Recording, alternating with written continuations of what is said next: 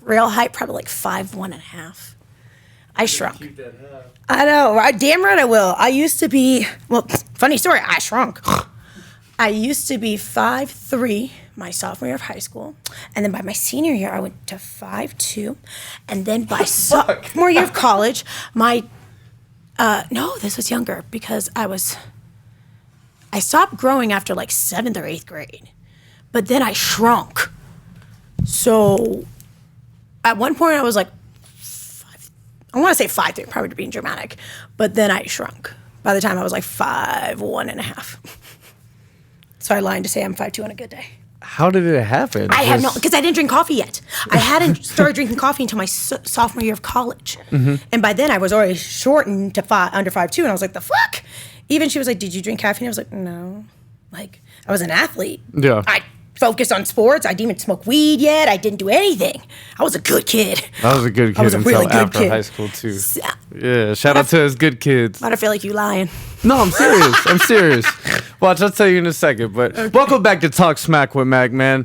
It's going to be a good one today. I got my girl Kat in the building. It's so much fun to have a woman in here for once. I'm getting so fucking tired of all these dudes getting on my table, man. Ooh, trying to run their mouth and talk that shit, but... I thought that was just me on bad dates.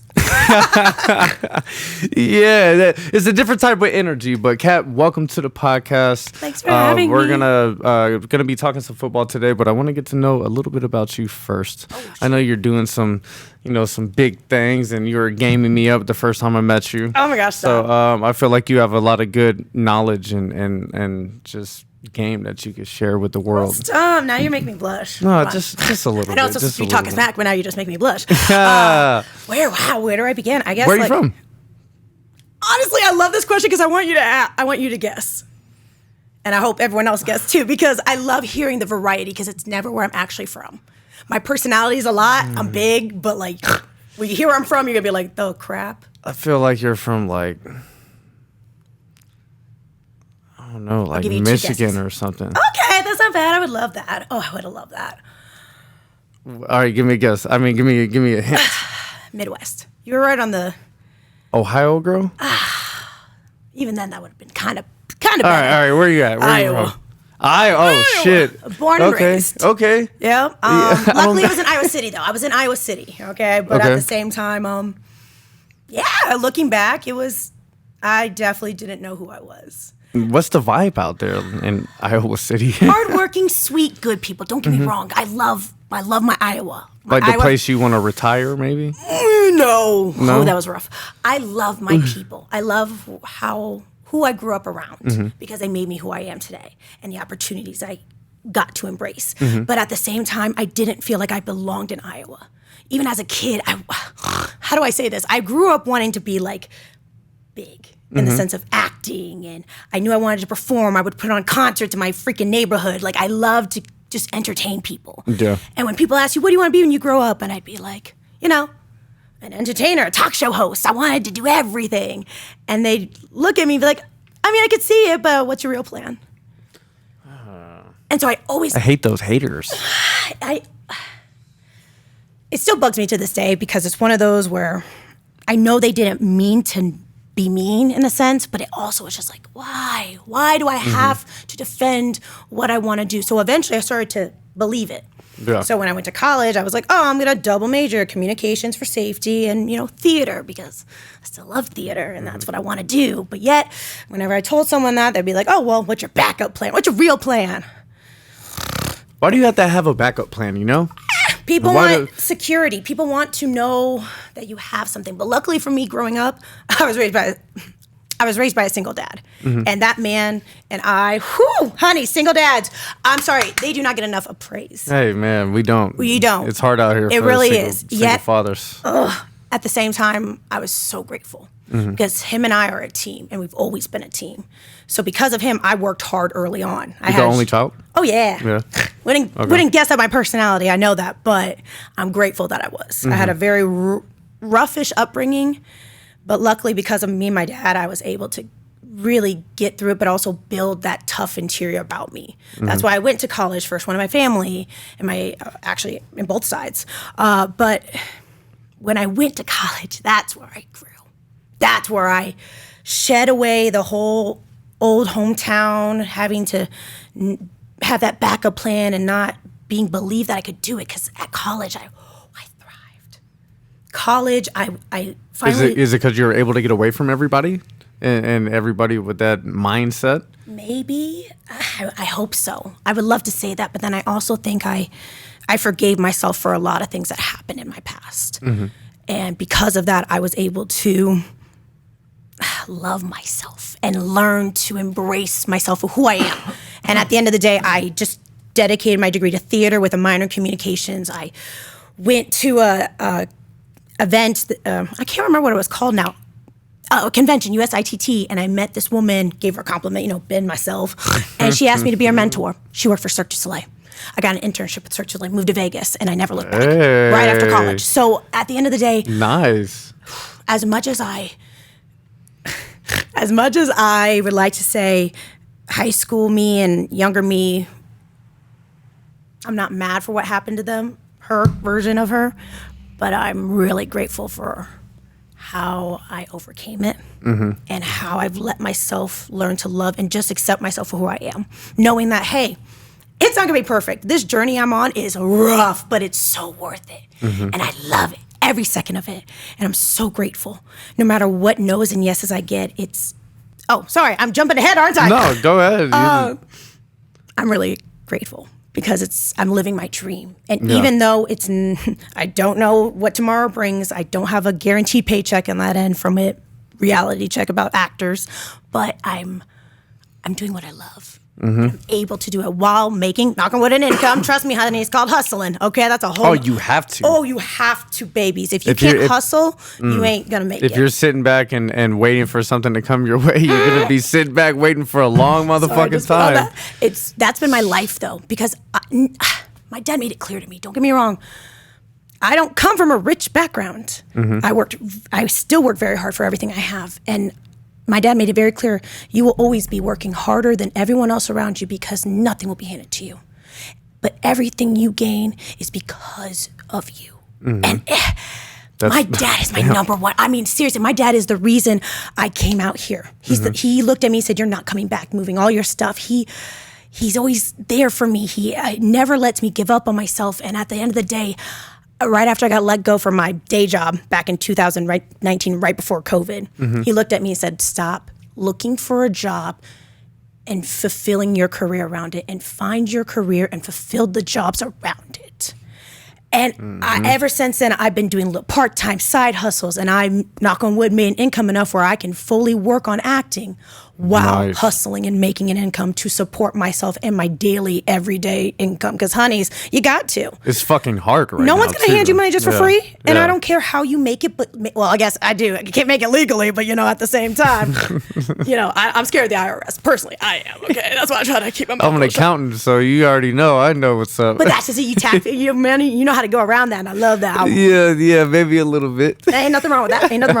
Because at the end of the day, I do think, no, I ain't going to say that. Sorry, that's another story for another day about the government. But no. The government talks are downstairs in the office. Right, exactly. Yeah.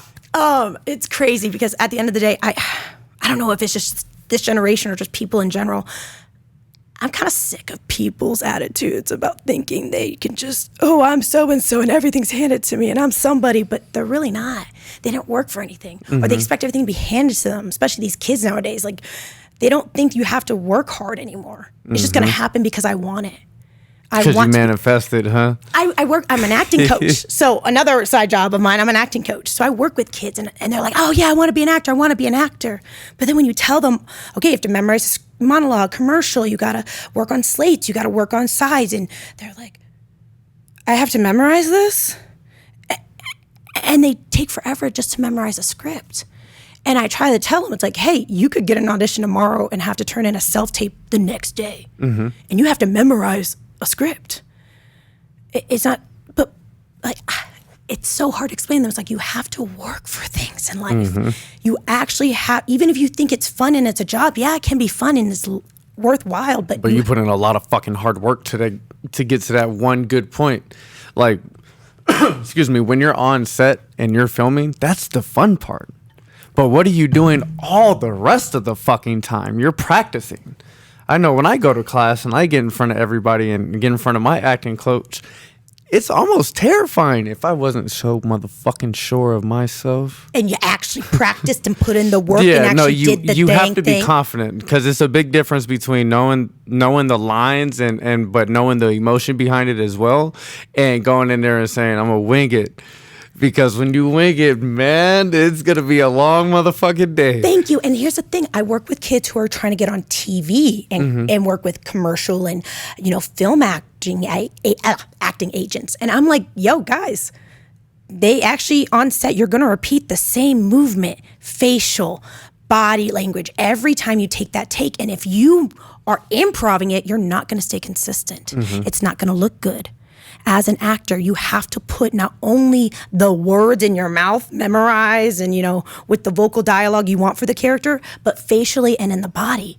You have to embrace being that character. You got to believe it. You got to be that person. Real. Yeah. And it's not going to happen just because you wing it.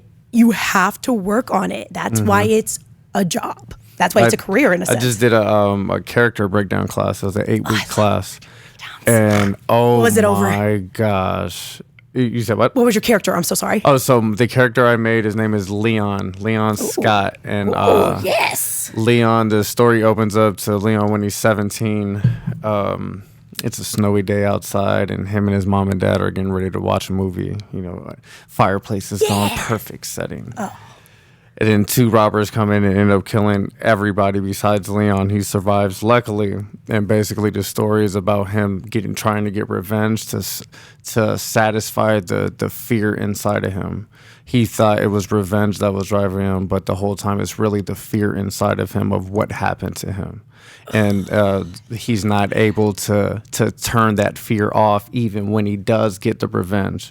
It just leads him to more questions. So it was an amazing time, and I learned so much. I learned so much. I'm so jealous. You got to play a character like that. That sounds so fun. I didn't get to play them. We each person in the class played somebody else's character. Oh, dope. So that was pretty badass. We got to envision our story and character come to life through another actor's eyes and shit. Oh, I love that even more because it gives you something fresh. That's why I'm always telling actors, it's like, don't get me wrong. There's going to be a day or director's like, hey, this is your take. Go for it. And they let you improv, play with their creation. And at the end of the day, you, the actor, need to be adaptable and do what the director asked the first time. Yeah. And it's so fun teaching that to young, new actors. And what I get enjoyment out of working with younger I'm sorry, I totally forgot. I work with a private acting facility that works for young talent to get in front of agents. So I work with ages 4 to 24. Hey, shit! I'm gonna bring my daughter over. Oh, please do, honey. She'd be fabulous. Oh my gosh, she'd be a cutie.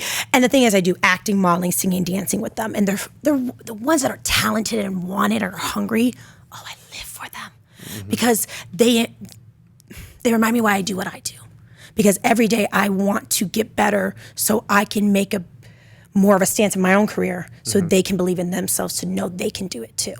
And because of their hunger and want, it's so fun. Yeah. And then you get the kids that, are there because mommy and daddy paid for it and ain't practicing and drive me loca on, Zoom. But even those kids, the ones you'd be surprised that actually put in the work. And by the end of the last practice or their audition day, they are rocking it. And they actually did the work. And then I hope they continue it after that because it's just the beginning. Once you get that agent, it doesn't mean it's all done. Oh, shit. That's when the work starts. Oh, honey, tell them that. Thank you. Tell them that from the back. So, hey, I'm slow as hell, right? I'm a very smart person, but some things I learn slowly and then I become very fucking proficient at it. So acting is one of those things. I have the natural talent to act, but I learn shit slow as fuck. So in terms of breaking down scripts and knowing how to prepare properly are things that I struggled with that I'm learning now, and going through the character breakdown class really taught me how to look at things in a specific way to learn your character and become one with the character. Yeah. So everything is natural. So you are moving and responding naturally because you know that person so well. So it took me a little bit of time to learn that, and I'm still learning that. Oh, honey, the worst part was when I loved acting, loved musical theater, But when I got to college, I got a real dose of reality when it came to not only the performing as an actor, but I did start doing classical. I started doing Shakespeare. Oof. Oh my God, my diction's horrible. My director literally gave me a wine cork, put it in my mouth. I had it for 4 hours during a rehearsal, all because she's like, you need to articulate, lift your damn tongue. And I didn't understand what the fuck she meant. I was like, what do you mean, lift my tongue? Well, I'm lifting my tongue. I can understand. You're like, slow the fuck down. Puerto Rican, she would call me chicka chicka boom because my hips kept moving. And she's like, you need to be still. You need to be, and it's like, it was old English. It was the hardest thing I ever did. But I surprisingly made it through. And she kept casting me somehow in those productions where eventually I became a Spanish maid that was supposed to be a British maid. It was horrible. She loved me. God, that woman made me who I am. I love her. Yes. Dr. Saad and Ann Wilkinson. I could not thank them more because they are the reason the woman and the actress that I am today, but also the businesswoman I am today. Nice. Because those two pushed me not only to be an actress, but be in front of house, which I loved. And then I did tech, I did hair, makeup, I directed, I did it all.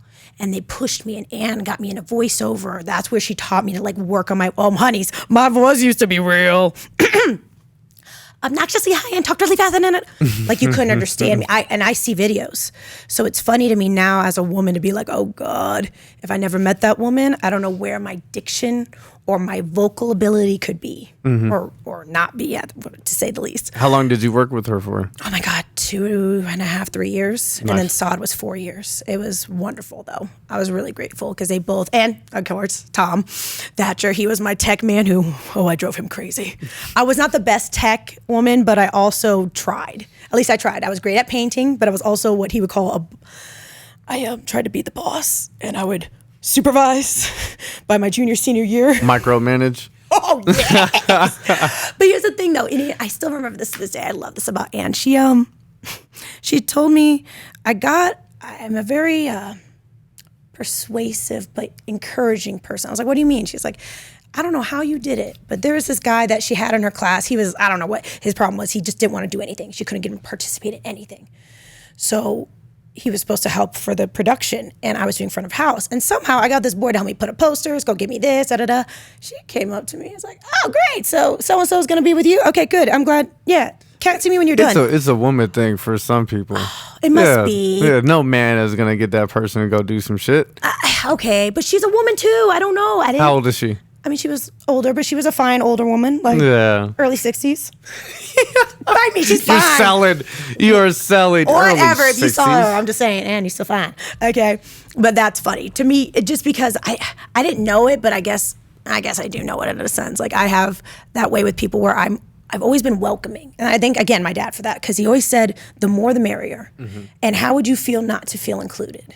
Why exclude people? The more memories, the more fun, right? Mm-hmm. And even then, as I got older, it's like, you don't have to, invite or be nice to everyone. Because at the end of the day, you want to be around people who give you that same energy back and don't bring that negativity to you. Yeah. And I had friends, were a little negative, and my dad dealt with it. It was a rough teenage phase. But as I got older, I think the people I start realizing I put myself around, I needed to want to keep me around, but also uplift me and support me. That's key right there, because when you have a lot of toxic, negative people around or people that just aren't supporting, that energy is draining as fuck. You feel alone. You feel like there's like that energy barrier between you two, and you can't even or between you and them, and you can't fuck with them. And it's hard for me to try to do that because I always see the good in people. But even then, you kind of catch on to, hey, you can tell this isn't fun for you anymore. Why are you putting up with it? Oh, because I'm nice. No. And I don't know what happened, but it was like a certain time in college, I came back home to my hometown because I went away for college. And I was visiting over town, and some girl from high school saw me. We were going out for the bars. And I had been, chilling and having a good time. And so when she came up to me, she's like, oh, my God, Kat. And I was like, hey. Because I was chilling, and she was like, what's wrong? Why aren't you your normal you? And I fucking hate that. When you have that bubbly personality, or that personality where you are fucking just all the time, when you want to be calm, you have to have a problem to people.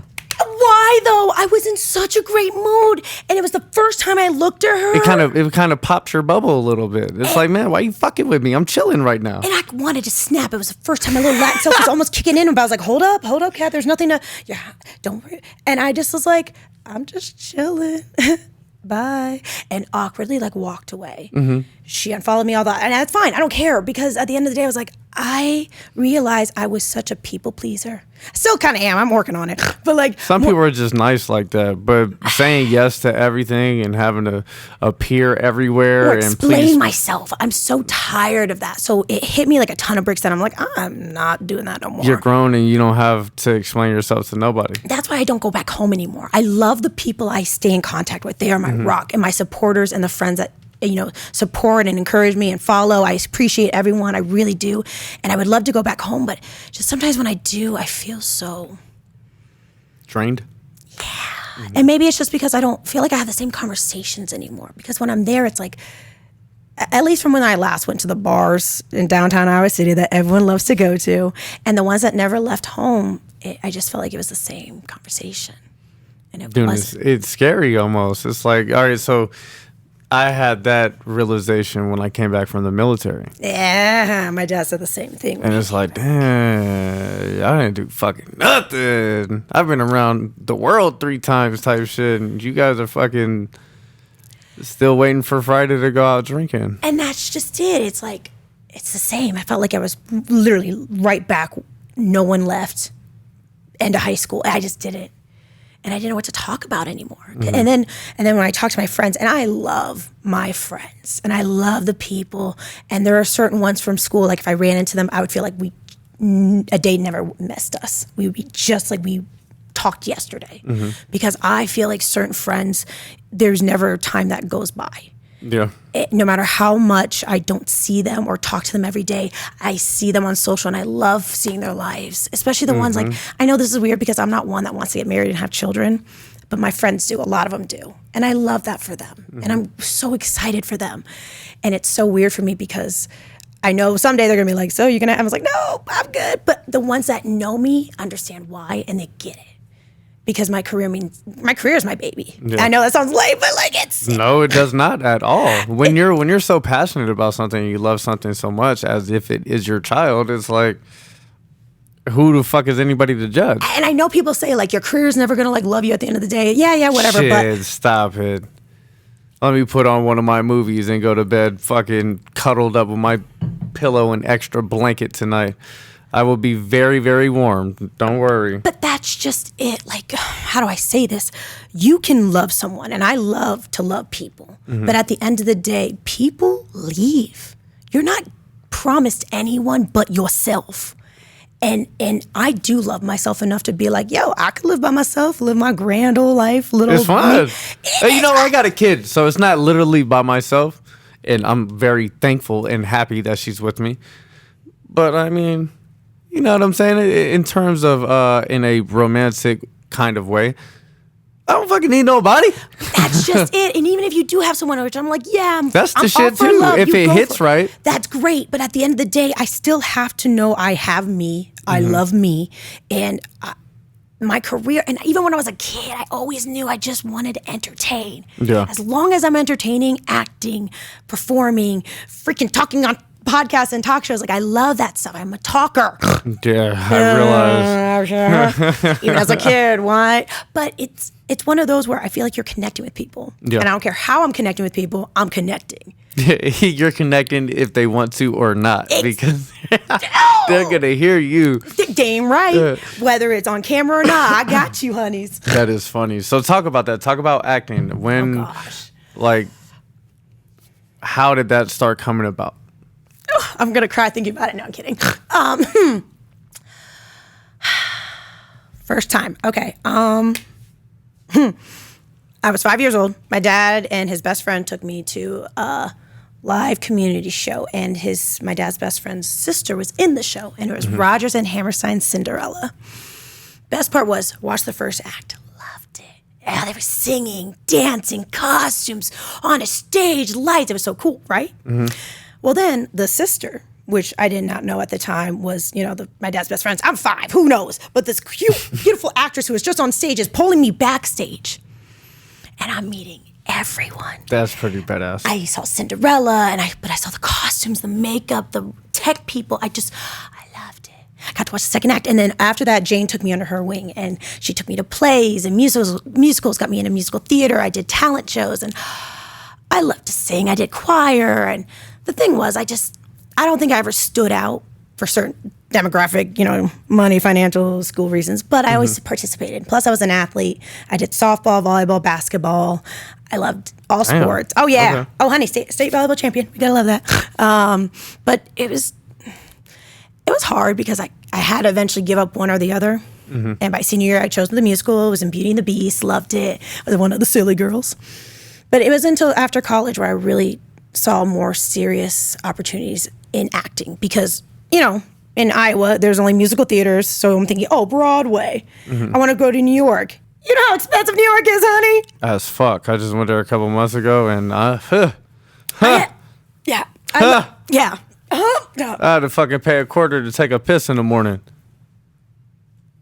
You should have just gone behind a dumpster. Like everybody else? Like everybody else. I'm sorry. So I have family in New York, which I'm grateful for. But at the same time, I didn't know of them. Long story. But anyway. Shit, we cousins, man. Oh, well, y'all got a little square on the floor where I can sleep. I'm not going to be there long. I'll be out and about running the streets. I just need to sleep there. But I did visit New York right before college, and I loved it. We were out there for a week. Jane took me, of course. And it was just, we saw 7 different musicals, and I knew I was going to theater. I knew I was going to go on Broadway. I wanted to sing, dance, be on the big stage.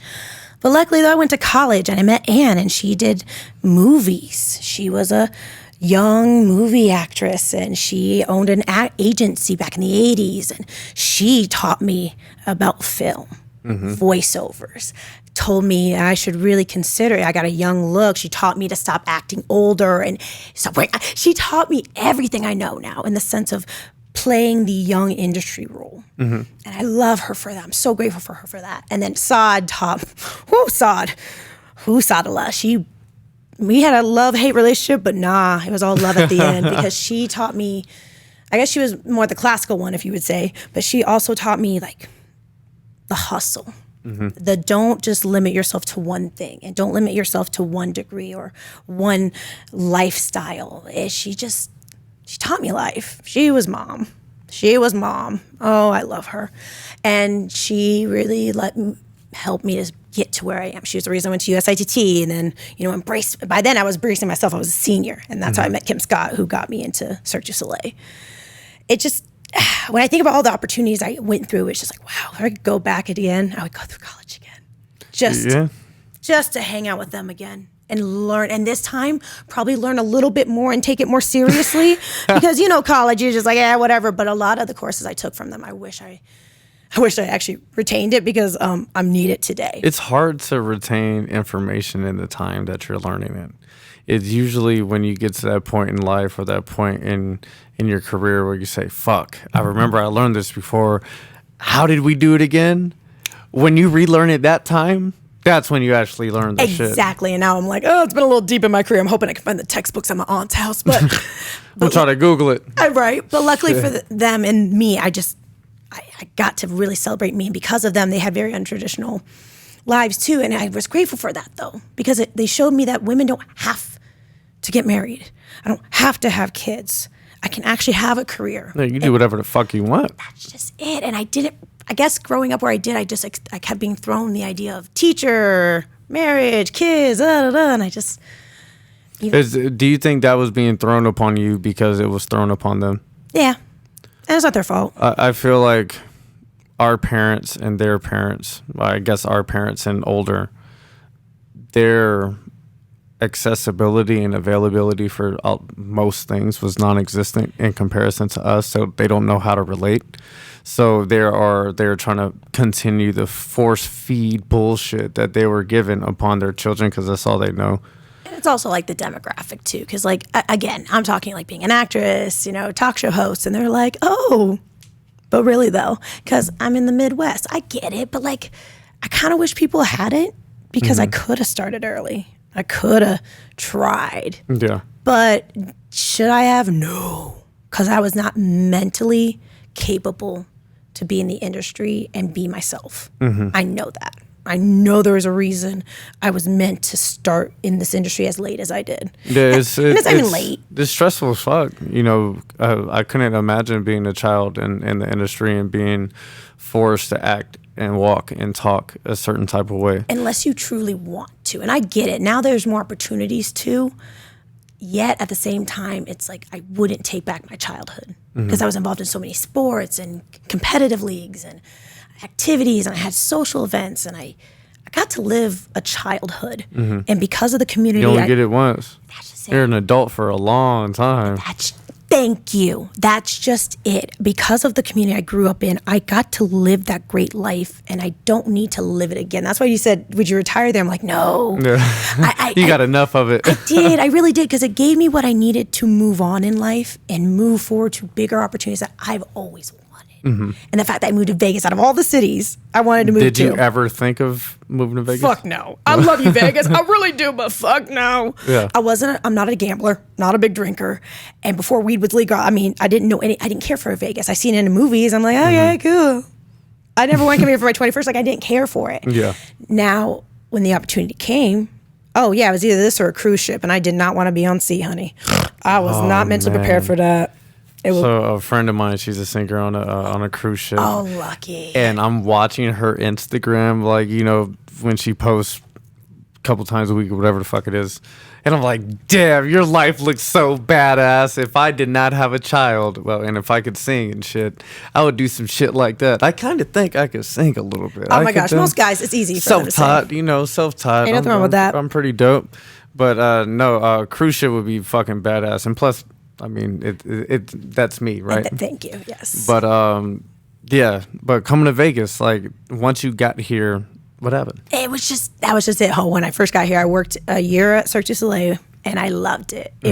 I worked as their intern / event coordinator for their company called Spark. So it was their more business corporate for like Kmart, Adobe, and we do like team building and backstage tours. Nice. And I was the MC host, and I loved it. It was so fun. The MC host, that would be fucking dope. Because you had the main guy, and then who was the owner, and then me, and it was so fun to work back to back. And because of my theater background, it was so cool. And then I also got the administration.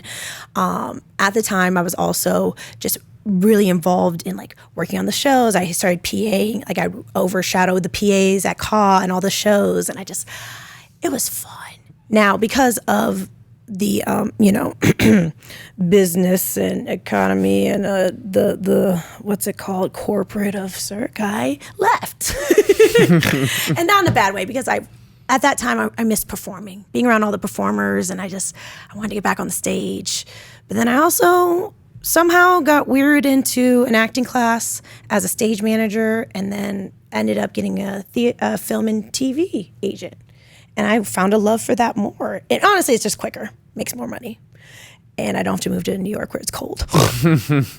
And don't get me wrong, I'm not a big fan of LA, but I will go there for work. Yeah, it's not too far. It's just a cool little 4-hour drive. That's like driving from Iowa City to Chicago, and I did that for my family visits all the time. It's such a great, easy drive. You know, I was thinking when you asked me where you're from, I was going to say somewhere in Illinois. Yeah, I get that too. I love Close it. enough. Close enough. Right, I have all the family in Chicago, so I totally get that. And I love the city. I would have moved there or Minneapolis if Vegas hadn't called me. Okay. And I, again, never thought of Vegas because I never really thought of it for the opportunities that were here. Because when you think Vegas, you think the Strip, you think casinos, that's it. Which is slowly changing. Oh my God, it's evolving. Oh my God, I'm so grateful that Vegas crazy, picked me. right? I'm so grateful Vegas picked me because it is the perfect opportunity for me.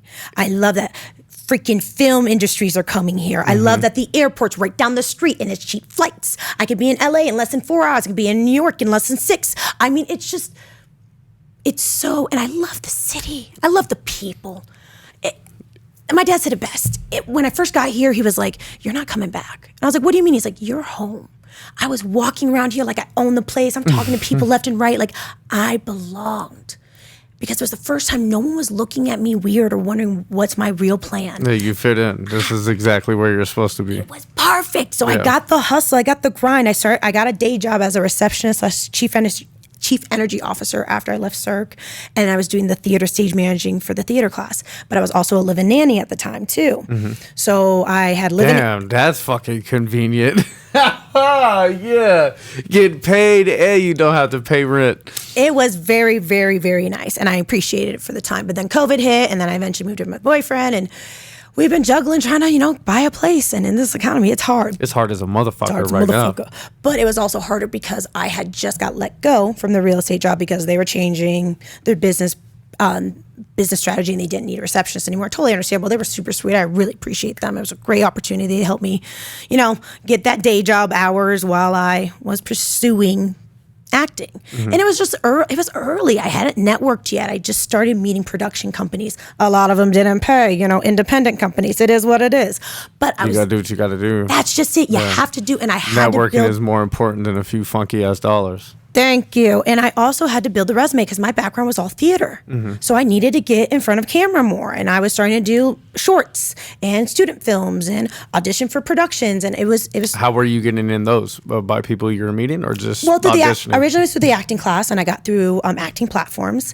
And then eventually I networked with the right people. I got the right opportunities. I met lifelong friends through the productions, and they are directors and want to build films and want to cast me or write productions about me. It's just, I'm so grateful for the people that want to work with me, and I have, knock on wood, hopefully more to come with people in Vegas because there's so many people doing it, and I love it. But I also want to work with people that actually want to get it done. Ooh, I got real aggressive there. Sorry. No, I totally understand. Not trying to throw shade at anyone, but you know who you are. Oh, I'm serious. I still are working on productions. And the problem with me, and not a bad way, my body's evolving. I'm in the fitness world now. I'm trying to become a personal trainer. I work at a gym. Like, that's another job I work on. Oh my God, guys. I'll at the end, I'll list the order of how many jobs I have. We'll just remember that. But no, it's all under one umbrella of hustler. Thank you. I really need that as a really independent title for my taxes. What's a fancy word for that? Remember that. Hustler. Hustler. Put an A in it. It's hustler. Yeah, I like that. Actually, that works. That's perfect. But no, crap. Now I lost track where I was at. It was going to happen. You were talking about networking with people and that turned into agents and then getting signed with J.R. Maliki in LA and then working with local ones here in Vegas. And it's really nice, honestly, because there's so many opportunities. But then also the people, now I remember. Productions that don't want to actually do the damn production. Yes. It's not to be rude, but at the same time, I chose not to be in theater for the long haul because theater takes, you do it repetitively, you have, it takes longer. But at the same time, film is meant to be at a shorter window. It should be quick and efficient, right? It should be. But then I have a production I've been working on since 2018. Oh, wow. My body, 2019. It came back to me. It's a long story. It's been a hot mess. Yeah. And it's just, there's so many ups and downs with it, but at the same time, my body has evolved. Yeah, fucking 5 years, of course. It's gonna look weird. And I don't want to reshoot it anymore because I don't like working with them. Because it's the unprofessionalism. It's the lack thereof. You talk this big talk to get things done, but then you actually don't pull through. Yeah. It's sad. And then I work with people that do, and I already have stuff out there. It's like, oh my gosh, okay, cool. Like, people can actually do things. So now I have this, not head, but I have this idea that, like, hey, if you want to work with me, I have to be more serious. And you have to be more serious about productions with me, or I'm not going to waste my time anymore. Yeah. And it's not so much like, I hope they pay me. Don't get me wrong, honey, I want to get paid. But if the role and the characters speak to me, and it's going to hopefully maybe be picked up or whatever opportunities, go for it. Yeah, negotiations can be made. Thank you. But your time isn't free. Your time is precious. You have been doing this for a long time. You know what the fuck you're doing. You're teaching other people. Long. So it's like, if you're going to cast me, respect your time. And that's just it. This company, I feel like, hasn't. And I'm so over it. I'm going to finish it. Don't get me wrong. Mama's not a quitter. But 5 years is a bit absurd, though. I try to understand. I understand, budget and shit like that, and COVID and yada, yada, yada, passion projects, and you want to get it done. And sometimes shit just happens. But fuck, 5 years is a long time. honey, it's on me. That's a long motherfucking time. And it's literally like a scene I'm in, maybe 2. Oh, stop it's it. Literally. I'll tell him, keep that shit. But Come that's on. just it. I want to be like, write it out or figure it out. But at the same time, it's like, whatever. It's going to not be good. But it's on my IBD, so I got to get it done. So it's going to get done. But it's just, now with the opportunities I'm getting, though, I'm so grateful because a lot of them are not like that first one. That's just it. That was the very first one I ever professionally feature film out here in Vegas. So after that, my opportunities got better because they actually turned over or at least continued the project to actually get it somewhere. Yeah. Which I'm like, thank you. That's all I've ever wanted. That's it. At the end of the day, have the product done. Whether it goes somewhere or not, I don't just get something done so I can say I have it. Because at the end of the day, some days you don't even get that. But luckily for me, I've also done, knock on wood, a lot of UGC content and work with companies out here for like home quality videos, social media ads and whatnot. And those pay bank, honey. They're not like... You got to put me on game. I got you on that because it's not like a lot, but it's easy money. Yeah. 50, Quick, fast, 25, 75 an hour for literally filming yourself, like little selfie style, holding a product. Like, easy money, yeah. And it's fun. Yeah. Because I love talking about stuff. You know what I mean? Like, and this is why I try to teach the kids because they're like, oh, I can't wait to be a celebrity and be rich. It's like... Fuck all that. It's not... Like, it's not gonna happen. It's just you have to love the journey. Yeah, I want to have fun making shit. The money will come. I don't even really need too much money. Thank God, but because you also have other hustles. Oh yeah, of course. And people don't understand that because you try to understand these kids are like, oh, I can't wait to just be an actor. It's like, yeah, but the reality is, honey. When I started this, I was like, all right, look, I know there's going to be a 10 to 20 year plan. So it's like, it's funny because let's slowly just chip away and try to get better every year. You know what? I just heard the other day and I thought it was so great. Jason Derulo's most income he ever gets is from a car wash that he invested in early on and bought it when he started his career early. Business has to be a part of you no matter what. And that's just it. Especially living in Vegas. Oh my gosh. And I try to explain that to people in general because they're like, how do you do it? It's like, I don't have a life. I'm kidding. But because I work all the time. When people are like, oh, when you have free time, it's like when I make free time, aka when I feel like taking a free time moment, which is very minimal. I work every day. And it's hard because like I said, I love my hometown, but I don't want to fly to my hometown when I have time off. So when there's weddings and get-togethers, I love you all, I do, but I'm not coming back. Yeah, there's other shit that she wants to do. I'd rather go on a cruise or something, but even then, I'm not going to fly because they don't understand. I don't have sick days. I don't have PTO. I literally work every day because I am a hustler. Like, there's no other job. Like, there's no... Hustler, you're right. I got too excited on that. Hustler. and if I take a day off, that's no money. Unless I have something sitting and, writing, which, those OnlyFans girls, I understand why they do what they do. I'm going to start one with my feet, Damn man. right, honey. Only feet. Honestly, I'll paint them motherfuckers if y'all want me to. Just pay me. The funny part is I've thought about it because I'm like, I could really disguise myself. I don't wear a lot of makeup. I could do a voice. I could put on a wig. I don't have any tattoos. Like, I could be undisguisable and be a character, like a dominatrix, like cam girl or something. I'm just going to put on a Zorro mask. Oh my God, stop! That'd be hilarious.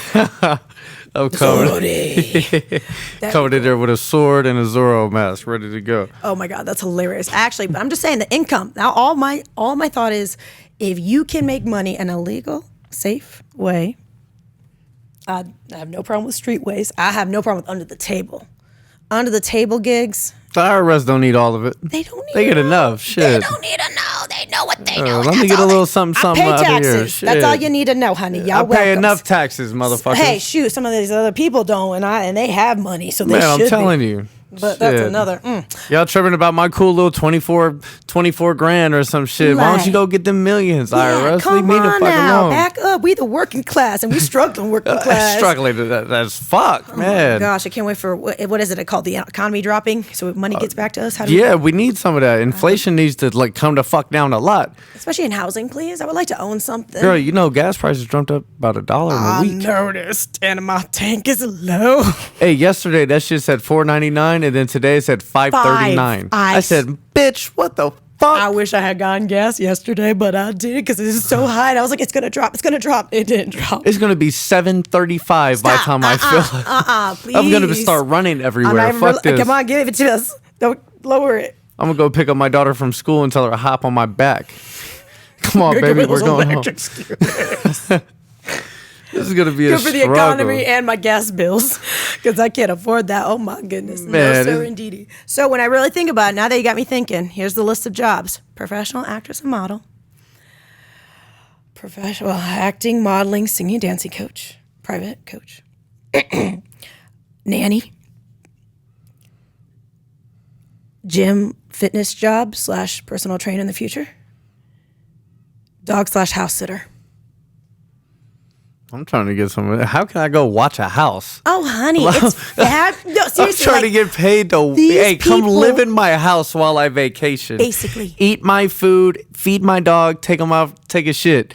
I'm gonna pay you $3,000 for 2 weeks. Now I need to find one of them because these people are a little cheap, but not in a bad way. Not in a bad way because they're like right next to everything. It's all good because it's not my house. It's like a little vacation home, but then it's also a new background, new content area, new food. It's just a new area, and I'm alone. I get my own time to myself. That alone time is crucial, It really man. is. Like, don't get me wrong. I love my family. I love them. I really do. Baby, I love you. I love you all, but I just need to get away. Mm-hmm. And I get paid to be away. It's a good excuse. It really is. And it's so, and the thing is, like gas prices, everything's so far away. They're so, like, it's opposite side of the town. So they get it and they support what I do. I'm so grateful for them because they get why I hustle so much. They support my acting career. You're trying to make a fucking dream a reality, so you got to do what you got to do. And they're my cheerleaders helping me out with it, and I appreciate that. And it's also nice just to get away. Because then, like they say, when you're away, they fond a little bit more. You miss your person a little bit more. You do, yeah. And I appreciate that. Miss their scent and their touch and their love. And that's just it. I think it's always good for everyone because I need a little refresh. They need a little refresh. But it's also, for me, it's like, it's content. It's new backgrounds. It's new areas to network. It's new opportunities. It's just, and it's something for me, it's just, I gotta be there. And right now, because it's right next to my gym job, I have no excuse to miss the gym. Yeah, right. And I can make content now because it's like dead on the weekends. And I'm like, I'm right down the street. Why not? And it's so nice just to kind of do me and be okay to just do it and not feel bad or want to be home. And I'm grateful for them because they love when I'm home and I bug the crap out of them. But then at the same time, it's great to have people that get you and want to see you grow. Understand you without judging you. Yeah. More so on your team than trying to cause a problem, cause an uproar. Exactly. It is good to have that comfort and that person that's going to alleviate the pressure. I'm lucky for that. So. All right, so now for the real interesting shit. Ah, shit, here we go. You came on Talk Smack with Mac for a reason. Yes, I did. Oh, gosh, here we go. Let me get ready for this. Yeah, you say you're a football fan, man. Tell me a little bit about that. Well, like I said, I'm raised by a single daddy. So when y'all watch cartoons, that's great. I watch football. I watch baseball. I watch basketball. And at a young age, I'd nap by the 7th inning. That's cool. I'd watch it, but I got into it. Baseball's boring. I get it. But I was always an athlete. My dad and I, we played sports. We'd throw the ball together. We watched the game. We would flip in between. My dad was cool. My dad would flip in between the cool, Nickelodeon, Cartoon Network back in the day, Rocket Power, Rugrats, the good shows. So he was fine to watch them. You're my age, huh? Yeah. You have to be, yeah. Oh, heck yeah, honey. Come on, hey, Because you were naming all the good shit. As soon as you said Rocket Power, I was like, oh, stop it. Oh, that was a fan. Yeah. They were all good. They were so good. But we would flip back and forth between the sports. And I got into it, and I know you don't see it now, honeys, but young Cat was a tomboy. A badass tomboy. And I talked so much smack to the boys, especially my crush. I will never say his name. Barry? Nah, I started with an I. Ian? Got me. Oh, is it Ian? Yeah, his last name? That's fine. He'll never see this. What up? I'll never see his last name. But I'm sending it to you, Ian. Oh You gotta find out about Kat and her fucking reveal of her utmost love for you. I feel like he knew, so it's okay. I was real bad about it. Anyway, not the point, but I talk a lot of smack because I would play football with them and I'd play basketball with them, kickball with them. Were you winning?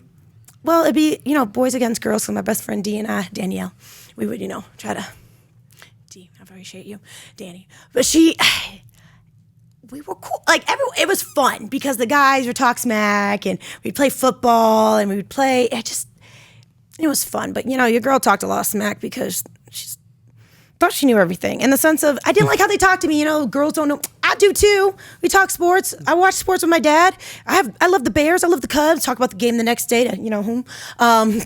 Because he was a fan, and Hawkeye games, I just, because of my dad, I was really lucky to say I watched sports. And then I got really active because we would play sports. And we just it's not like you throwing the ball with your dad and just talking. That's what we do.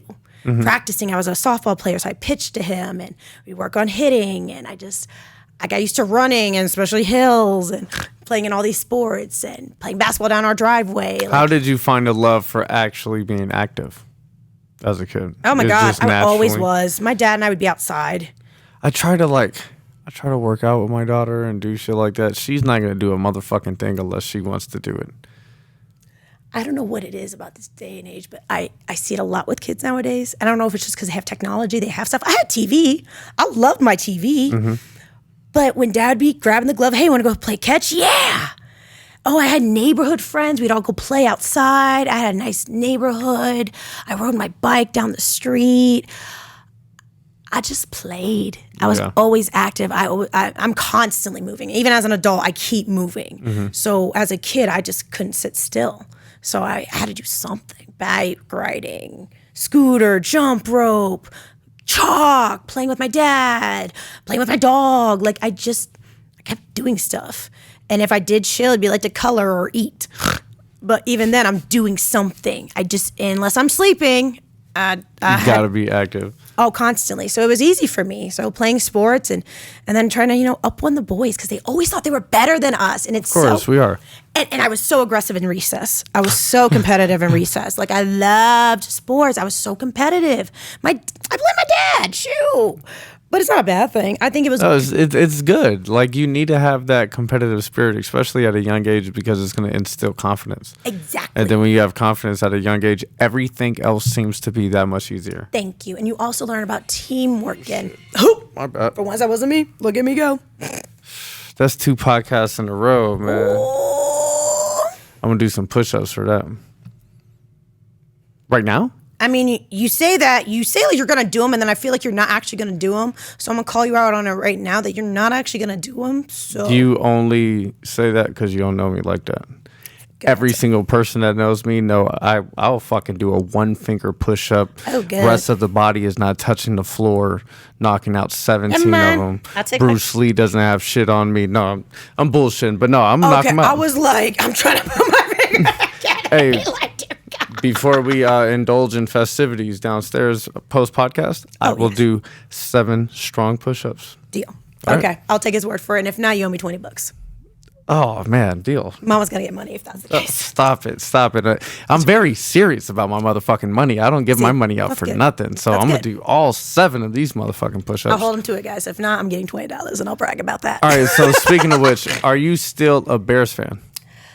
Okay, so don't hate me, fam. Don't hate me. Y'all know now, I'm from the Midwest. My family's in Chicago. I'm a Bears, but here's what my dad and I would say. We're underdogs because we love the Cubs and Oh, my yeah, size. y'all been underdogs for 100 years. All the time. Yeah. Bears, we get it. We did go to a Super Bowl, just saying. We didn't win. My favorite team just beat the shit out of the Bears on Sunday. I saw that. Yeah, I don't want to talk about it. Perfect timing. I could just throw that in there. It's okay. Now, I will say the older I got, maybe the less I got involved in sports, because here's the thing. Your mama's a hustler, okay? I don't got time to watch sports as much as I like to. Mm-hmm. But when I could, especially in college, I would do fantasy league with my family. Now, the thing is, we call this thing the Bible. You know, that nice little magazine that teaches you all who the higher stats and all that fun stuff. Well, I'd look it up, and I'd look up the hottest guys. Rebelskys. Hey, that's who you pick? Highlight. When we do the draft, I pick through that. Guess who got? I would have got first place, but I got second place. I would have got first place. My dad had to fucking me over and fucking change my tight end last minute because I was doing finals, and he's like, "Hey, your tight end's out. You need to change him." I was like, "I don't got time to. Just do it for me. I trust you." He never did.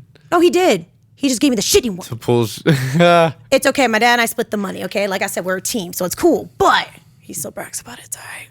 That is hilarious. Okay. And I love it because my family, we're all big. And if you guys think I'm loud, oh God, meet the Rebelskys / Durst and oh my God, we loud. We loud. We fucking loud. And we're all into sports. We watch the games. We yell at them. You know, they're Packer fans because they're from Kansas City. Oh, so Packers in Chicago too. So there was some shit talking going down. You know it, honey. You know it. And that's the family that we love. Did we they love come each over other. with the cheeseheads and shit like that? Oh, luckily not as back in the day, but not as we used to. They all got family now and kids, and it's great. It's just fun.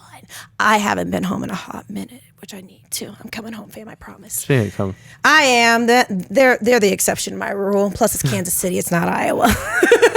But no, they're so supportive of me. I'm so lucky for them. So Again, I'm lucky. What was your favorite sport? You played a bunch of sports. What was your favorite? Shit. This is mean. Now this is mean. Matter of fact, give me a pecking order from worst to favorite. Oh, that's uncalled for. Yeah. That is uncalled for, sir. Uncalled for. Okay. I did tennis for 4 years when I was a kid.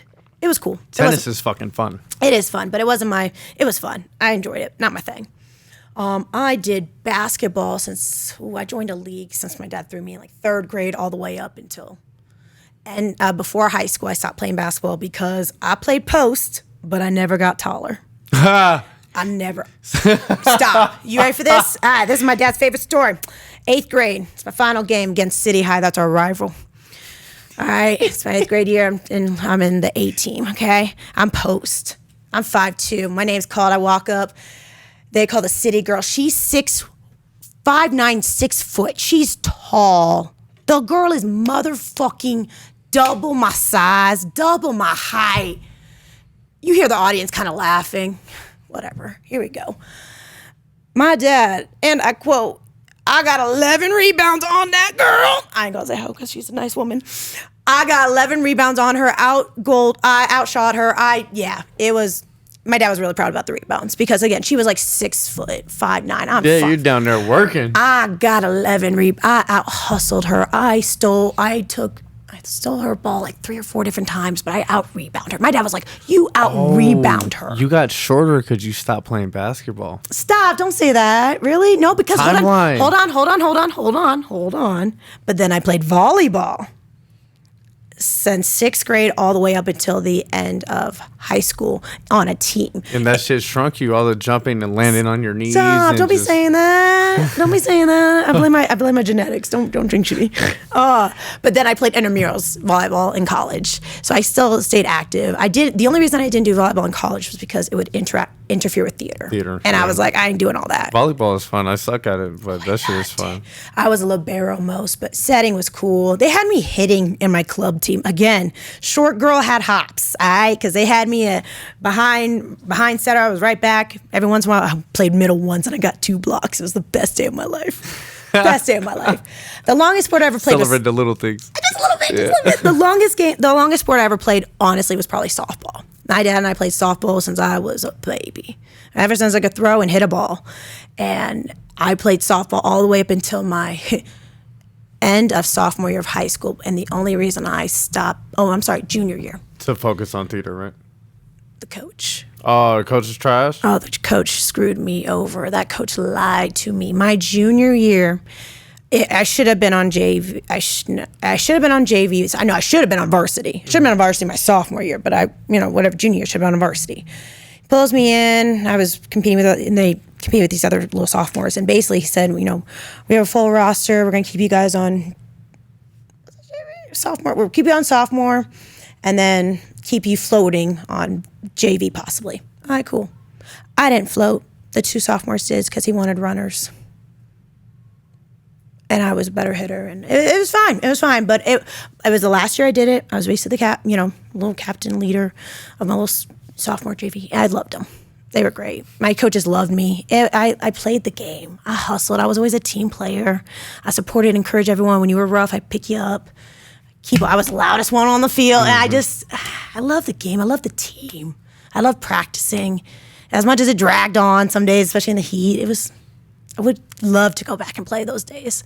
I know, right? To get back and go back and just play. And that's why when kids are like, I can't wait to grow up, it's like, no, go back. Take your time, motherfucker. Honey, you ain't gonna ever have that team, athletic, just fun, free living ever. You only get to be a kid for 18 years. Oh my gosh, and even then it goes by too fast. It does, because the whole time you just, depending on how you grow up. I know my childhood, well, I had some really great memories, but I had some fucked up times, and I had to go out and fucking get it, you know? And that's I had to grow up very quick, very early. Yes, and more than you should have at that age, and yet you still were able trying to balance being a kid, but also being an adult and having responsibilities that your friends could not relate to. Eating. So it's like, yeah, you gotta go and get it. Yep. Oh no. Yeah, that was something my dad, and that's why nowadays I don't realize it, because I complained about, oh, we had the same hamburger meat, same this. I'm like, Dad, I'm so tired of this, but that's all we could afford. You know what, man? Shout out to your dad. One, he sounds like a very fucking knowledgeable guy. One question has been like just looming in my head that I would want to ask you. How old was he when you were born? Oh shit. Hold on. How old is he now? 63. All right, so he was 63, 64-ish. I mean, he was 33, 34-ish. Okay, that sounds so, yeah, I mean, shit, he had like 10 years on me. I'm like, because he, like, the game that he was giving you, I was like, damn, he's saying such good shit. So I was like, how old was he? Did he just have it fucking figured out at a young age? My dad had a hard upbringing as well. So he learned good shit. And he talked to me about his life. He never held anything for me. Oh, I could, oh, my dad. I'm very straightforward with my daughter, man. Like, I don't bring, like, I don't have a lot of female interactions and shit. Like, I don't do that shit right now. I'm very focused on my career and whatnot. I do have my female friends or, you know, acquaintances or whatever, but I don't bring that shit around my daughter too much. No need to. You gotta be like a good ass friend for me to bring you around my daughter. Smart move. So I don't know. It's different. It's different. And that, I get that, because now, like, being around my kiddos and just you want to teach them life, because at the end of the day, you need them to be working, functioning adults and survive the world without you. That's the key thing, and that's the scary thing. Like, I was watching this video on Facebook the other day, and this little little fat girl was beating the shit out of this little skinny girl. And I was like, God damn, that little skinny girl looks like my fucking kid. Not like face, but I was like, my daughter's gonna be a little skinny motherfucker like that, man. And I started thinking, I heard in the video, I think the little skinny girl was talking shit, got her ass whooped. I'm like, I don't think Kaylani's gonna talk shit, but she may. And I started thinking, fuck, what if that is my kid? I gotta teach her ass to fight. Yeah, I gotta teach her to throw these motherfucking hands and be able to defend herself if she needs be. Because she's smart, she's kind, she's fucking beautiful. Gorgeous. She's fucking great in school. So she's gonna have haters. Oh yeah, big time. I gotta teach her, like, I'm gonna teach her to carry a little switchblade or some shit, man. These little bitches out here. She don't need it. She won't need it. No, I'm gonna teach her how to throw these hands. Yes, the protection I'm totally with. My dad always taught me this. You never throw the first punch. But once you get that first hit, then you go. Fuck that. No. Hold on. She don't start the fights. She does not start the fights. Listen. Starting a fight could be verbal as much as it can be physical. If you feel like somebody is coming to physically harm you and they are approaching you and they get in your fucking bubble and you feel threatened and scared for your life, hold on. You let these motherfucking hands go. Don't let nobody come and jump on you, because this street fighting shit ain't the movies. You can get punched once and the next thing you know, you're on the ground getting your fucking face kicked in. Okay, maybe it's just because I'm, Puerto Rican Scorpio, badass bitch. And your daughter reminds me a little. She ain't gonna take no shit. Oh, she's she not. Gonna say someone's gonna come at her and she gonna say something that she's never and get a certain way that's gonna trigger her. Mm-hmm. And either she's gonna say, "Bitch, what?" And that bitch gonna throw the first hit, and then she's gonna go at him. And the problem with me, and I've never, thank God, never gotten into a fight. But I also know I've come up close, very close to, not gonna explain the situation, that's a private conversation. But let's just say that person tried to cross a bubble and my Puerto Rican little hood girl came out because I'm not. You got to defend yourself. You're not going to come at me like that because for real. I'm sorry. You want to threaten me and my loved ones, I'm gonna have a problem. Because how dare you is not where the conversation's going, and come at me again, and you're gonna watch yourself. And that's definitely not the words I said, but it's one of those. The PG rated. It's how because it's how you say and look at someone, and if after that they want to try, go ahead. I feel like most people aren't confrontational. Most people don't want to be physical with one another. Thank you. It's scary. We all have this mindset that if we get in a fight, it's a motherfucking professional UFC fighter coming at us with head kicks and all types of shit. And unfortunately, girls back in the day just grab your hair. They don't do. That's why when you teach her, someone grabs they're gonna grab her hair first thing. All right, and you're gonna teach her moves that are going, and then the girl's done, done. And everyone's gonna have video nowadays of the girl grabbing your hair first. So, and if anything, you got self-defense videos. But at the end of the day, I don't believe in throwing the first hit because people are just this. A lot of them are big talkers. I feel like a lot of that is gonna come down to having the confidence in yourself. Because when you're absolutely terrified, that is going to make you more prone to throwing the first punch. It's going to make you more prone to shooting a gun, whatever it's going to do to defend yourself because you are scared. Yes. Now, if you are trained and proficient and confident, you could de-escalate situations. Thank you. But if you also get into situations where both people have exhausted all efforts and you have crossed that point and that motherfucker's coming at you, I give my daughter all rights. Whoop her ass. Go. Let them motherfucking hands go. Well, honestly, I hate to say it, but your daughter is a girl. She's gonna be a woman. It's just like those videos you see of those girls at the gym by themselves. That's why I almost. It's really out there. I know people say, oh, it's all these, social media. It's just stories. No. It's scary being a woman. Fuck yeah. There's some nasty motherfucking men out there. And it's not even like sometimes they say, it's just how your presence is. I was in a gym. It's a 24-hour little fitness room. How people are looking at you. I'm house sitting. I'm dog sitting. There's 3 or 4 people in the gym, 5. It's like it's later in the night. It was still sunny when I came. I should have left. I get it. Yada, yada. But yeah, here I am working on my arms. I look around. There's only one guy in here. And out of all the equipment, he's near me. And then he somehow gets behind me because I'm doing tricep pull downs. And I realize he's waiting for me to get back on the equipment because he's staying beside me for no reason besides filling up his water. And yet he could take the water and go back where he's behind me. It's a good 10 minutes of him just behind me, trying to watch these TVs, but it's behind me. I wait that 10 minutes. I am texting, Snapchatting my friends. I'm trying not to panic because, again, I don't want to be a woman that just jumps the gun because I get it, guys. Some videos out there are looking bad on guys when they shouldn't. And sometimes women just want the attention. I'm all for it. The real situations, though. Not the, oh my God, over dramatics. I get it. He's looking at my butt. It's like, no, I think this motherfucker's about to grab me. There's a huge difference. Yeah. I don't give a crap if you look at me. I'm the only person in the gym with this other grown-ass man, and I feel unsafe. Like, out of all the gyms, just don't be, like, if you're not a weird, creepy guy, you ain't gonna be anywhere near the girl. You're either gonna go on the opposite side. As a man, I would feel uncomfortable because I have emotional intelligence, and I would say, maybe I shouldn't be too close to her. And to keep it a buck with you, I would be like, I don't really fucking want her too close to me either. Like, thank you. You don't know what they are either. I mean, there's some crazy ass women out here. I'm not trying to say. She might be setting me up. Shit. But that's just it. And nowadays, the media does not help. But I don't like to be fucked with at the gym either, though. It's like, leave me the fuck alone. I have headphones. I look the way I do for a reason. Hi, baby. Did you miss me? All right, go. Hi, baby. All right. She sounds like a cute. But that's just it. It's like you want them to be aware. And that's just it. I was socially aware for that moment. I mean, I had headphones. I was jamming. And then all of a sudden, you just feel it. And you could cut the tension with a knife. It's a shift in the energy. It's a shift in the presence around you. It's that sixth sense in your body telling you, bitch, you better pay attention yeah.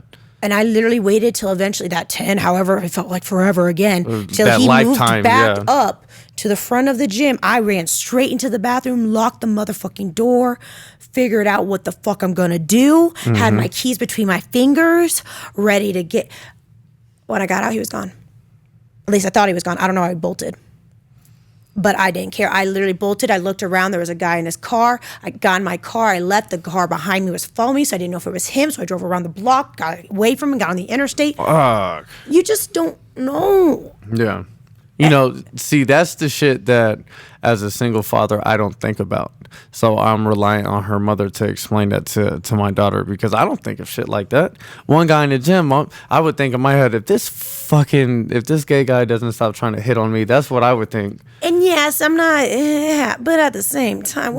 In that situation, as a woman and a man, in that setting, there's a level of uncomfort that is pushed. And you have to be aware of that, especially if you're fucking grown. You have to be understanding of the people around you. That's just it. And the fact that these videos of women outrunning these guys who are trying to attack them. And it's not like he could easily just grab a weight and throw it at you. Like, he's trying to tackle you because he wants you alive. And it's just so sick, because it's like, I will literally kill you. Get away from me. If you got to, shit. That's what I'm saying. Nowadays, I believe in this self-defense. I don't care what you have to do, because at the end of the day, you wanted to hurt me. I am going to live, and if I have to hurt you way more than you do that, shit. Don't think I won't, honey. Because that's why I believe in building up that cardio. Keep working out. You never know, honeys. I don't. That's why I don't look like you fuck around with me. I used to come here.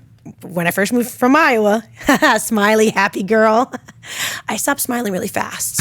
Because at the grocery stores, you realize people they're looking at me because they think I'm trying to get there. Oh, no, I'm just I'm just in a good mood. Oh, my God. I had a guy try to buy my groceries once. Shit, I would have let him. Buy them shit. Couple things. Slide me 200. Let me pay for these. You ready for me to teach you something as a woman? Put me on game. 2 times in the grocery store, he ran into me, trying to get okay, whatever. I got pulled up in the register. He spoke to the cashier in Spanish, saying, "I'm going to buy all her groceries." I literally said, "I know what he said, and no, you are not. Thank you very much." I don't speak Spanish fluently, but I knew what he was in for, and I was like, "No, sir. Thank you, but no, thank you. I can pay for my own groceries. Thank you." That's kind of crazy. You want to know why? For a stranger's fucking shit. Here's the thing: they were in front of me. When he pays for something, now he's in front of me. I still have to get my groceries, correct? Check him, and he's gonna pay. So at the end, he's gonna ask me for my number, try to take me out on a date. Am I forced to because you paid for my food? Do I feel obligated? And it's awful because they trap you. And then they follow you to your car. You don't know these motherfucking people. I don't know. I live alone. I just moved to Vegas. I am 20, fucking not even 3 yet. Freshly new out of college. I think I'm 23. I don't remember the age. I'm new. I'm single. I live alone. I have no family out here. I just moved to Vegas. Yeah, I'm good. I may be on an internship salary, but I can afford my bills. Thank you. Yeah, straight up. And it's just because I don't. And that's what triggered me. I stopped smiling to people. They were too friendly. And there are some people I can nod at, and I nod. I don't really say much anymore because I don't need you to think I want anything to do with you. And there are some creepy people, not in a bad way, just. No, there's some fucking nasty, creepy people, straight up, in a bad way out there. Yeah, we got ill intent. I'm sorry. I try to be positive. I mean, facts are facts, though. Just sometimes. There's piece of shit men out there that make it bad for people like myself. Thank you. And you feel bad, but at the same time, honey, I'm good. Thank you, though. And here's the thing. If you look like you have money, you look rich, you want to do something nice for me, that is fine. Thank you. But some of y'all know. I know what you want, and I'm not interested. Thank you. I can afford my own bills. Y'all can sell me the money, though. But that's kind of, now that I say that, hear me out. Young 22, 3-year-old me, single, living alone. Yeah, I wouldn't have done it. Now, as my 29-year-old, broke ass. Okay, I'm not broke, but I'm a hustler ass who would love more money for no reason. Yeah. Pay for my damn groceries. Buy my coffee in front of me. Give me money for no reason.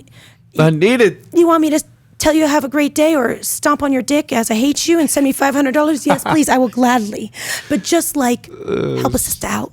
Give her money. See, look, that's one of them weird guys that'll pay you for kicking them in the dick. I'll give you $250. Just kick me in the balls. I would love to. There's some fucking... No shame. I'm telling you, there's some weird That's motherfuckers, fine. man. Because here's the thing. If you want to pay me... To hurt you? Physically hurt you. Okay, then I get practice for when I actually have to on someone who wants to hurt me. To defend yourself up. It's practice. Thank you for encouraging my safety and my, hopefully, bills and lifestyle. Oh, shit. So, Kat, what you got coming next? Oh, shit. What do I have coming next? Where do I begin? Oh, shit. What can I actually legally say? Luckily for me, I have great opportunities in future productions to be...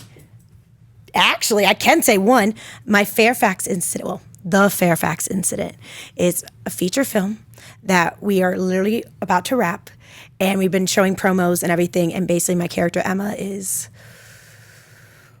Talk about her. Can you talk about Emma? I'll give you a little bit about Emma. She's a very resilient woman, but yet she may have caused a little trouble, but having trouble in her life, and because of the circumstances of that trouble, she may, how do I explain this without giving a lot away? Now I have to think about it. Emma is a mother to a teenage child who may or may not have a lot of mental issues. And instead of what she thinks is helping him, but is actually making it worse. And I wish the director was here to talk about it, because there's... Bring him on. I will have to. Oh, you would love Isaiah. Isaiah, honey, you're coming on get next. on Talk Smack with Mac, man. I would love that. He would... Oh, my God, I love Isaiah. He's a fabulous director and writer. He's amazing. And he actually... Emma was a very simple character in his script, and somehow he allowed me to evolve her. And we worked together to make Emma. I mean, Emma's actually more... Brought her to life. Oh, my God, so much. And that woman made me a lot of me. She got through a lot just for love and to be there for someone who isn't by blood hers. Mm-hmm. But at the end of the day, she sacrifices everything. So you were able to draw real life inspiration. Oh, big time. So when you were getting into the mindset of Emma, or getting into character, I should say, how did you do that? What was your process? Oh, it depends on the scene. Honestly, a lot of it was imagining my nugget, which is my boyfriend's child, and if it was him. And so when you go into that, are you mentally visualizing him in that situation? I'm connecting with Emma in the sense of if my nugget was going through what he's going through, I understand everything she's doing. This is how I would react. I really do. And then me and her in the sense, and I say me and her because at the end of the day, you have to put a little you into the character, and you have to understand the character. Because even if you ever play a villain, you still have to be able to connect and understand that character. I connect with him. And that's just it. I want to cut a motherfucker up. Honey, I play some dark little short film roles, a little psycho. I love them. It's not my first. I want to be the bad role. guy so bad. God, it'd be so. Let me release the inner dickhead demon inside of me that wants to come out and play. That'd be so fucking. Please. Oh, actually, I know who I need to get you with.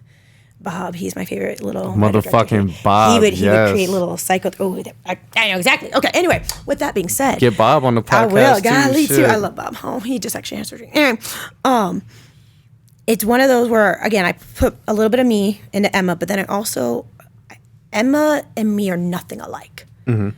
Emma is. You seem pretty resilient, though. I mean, yes, in that sense, but like she drinks a lot. She's exhausted. She's a business and very strict, but then also she doesn't. She has a backbone, but she really doesn't.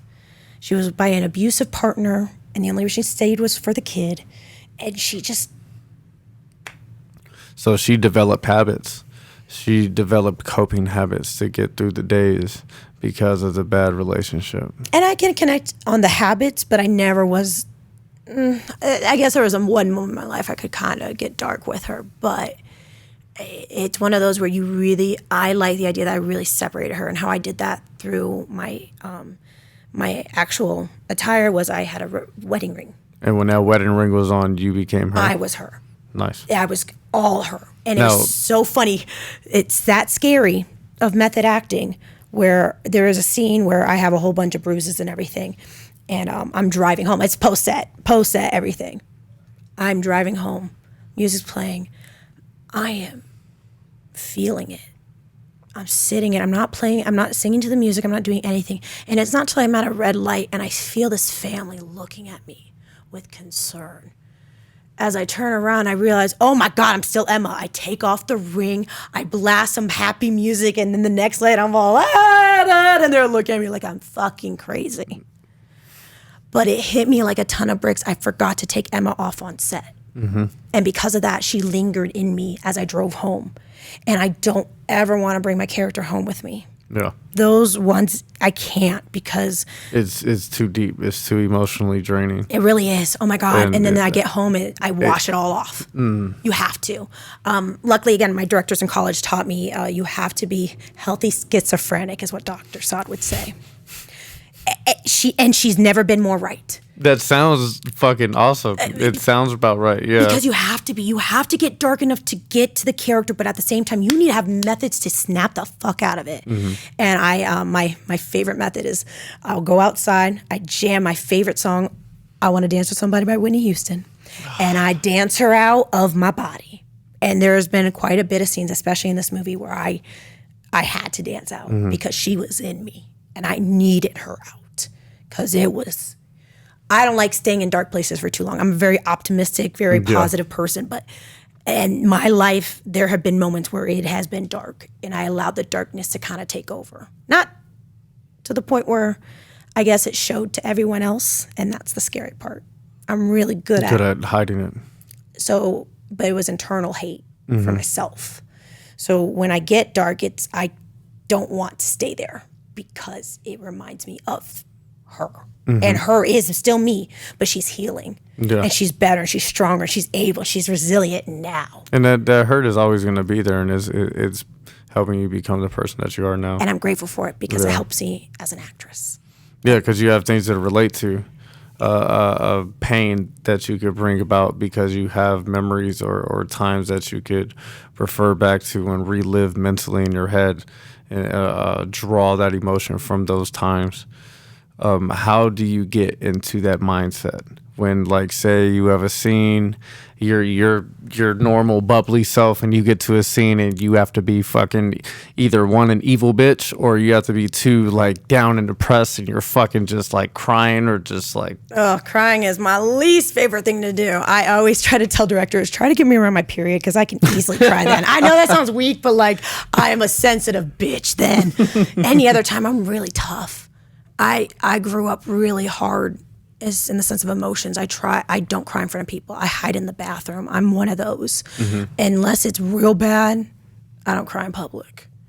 And as an actress, it's still around people. I know I can be the character, but I have trained my body to the point where it's hard for me to sometimes let it out naturally. That makes sense. When From years and years of holding it back. All the time. Damn. All the time. So now with that, I have certain music, certain songs that I will never listen to beyond just to get to that emotion. Certain emotion. Wow. So that goes just experimenting with music and time. You found certain songs that tap certain emotions. Damn, that's crazy. Okay. Yep, and that's my way of like I'm really grateful for the people I work with because they can tell I'm really fun. I love to be on set, but then when it's time for, hey, I have to get into character. Mm-hmm. And I will be in character. And I will still talk and interact, but there's moments where I really will be just in my character. Mm-hmm. And nothing will break me until I hear action. Now, how long before action? That's going to depend on certain movies and certain roles. Honestly, scenes, because it depends. Because like Emma And so you could be one way on one scene and completely different in another. Depending on the scene. If it was real intense, I have to be a couple minutes. Give me, and the director would work me all the time. What would you do in that moment? Would you leave, like walk away on your own and listen to certain songs or find certain memories and emotions? It's funny. Like when I have to listen to the song part, I still talk to myself as her. Okay, remember what happened before. What's my after? What am I feeling right now as her? And then if I need to physically show emotion, I have to I like to be I put myself, again, back in the bathroom. No lights, nothing, music, and just let it out.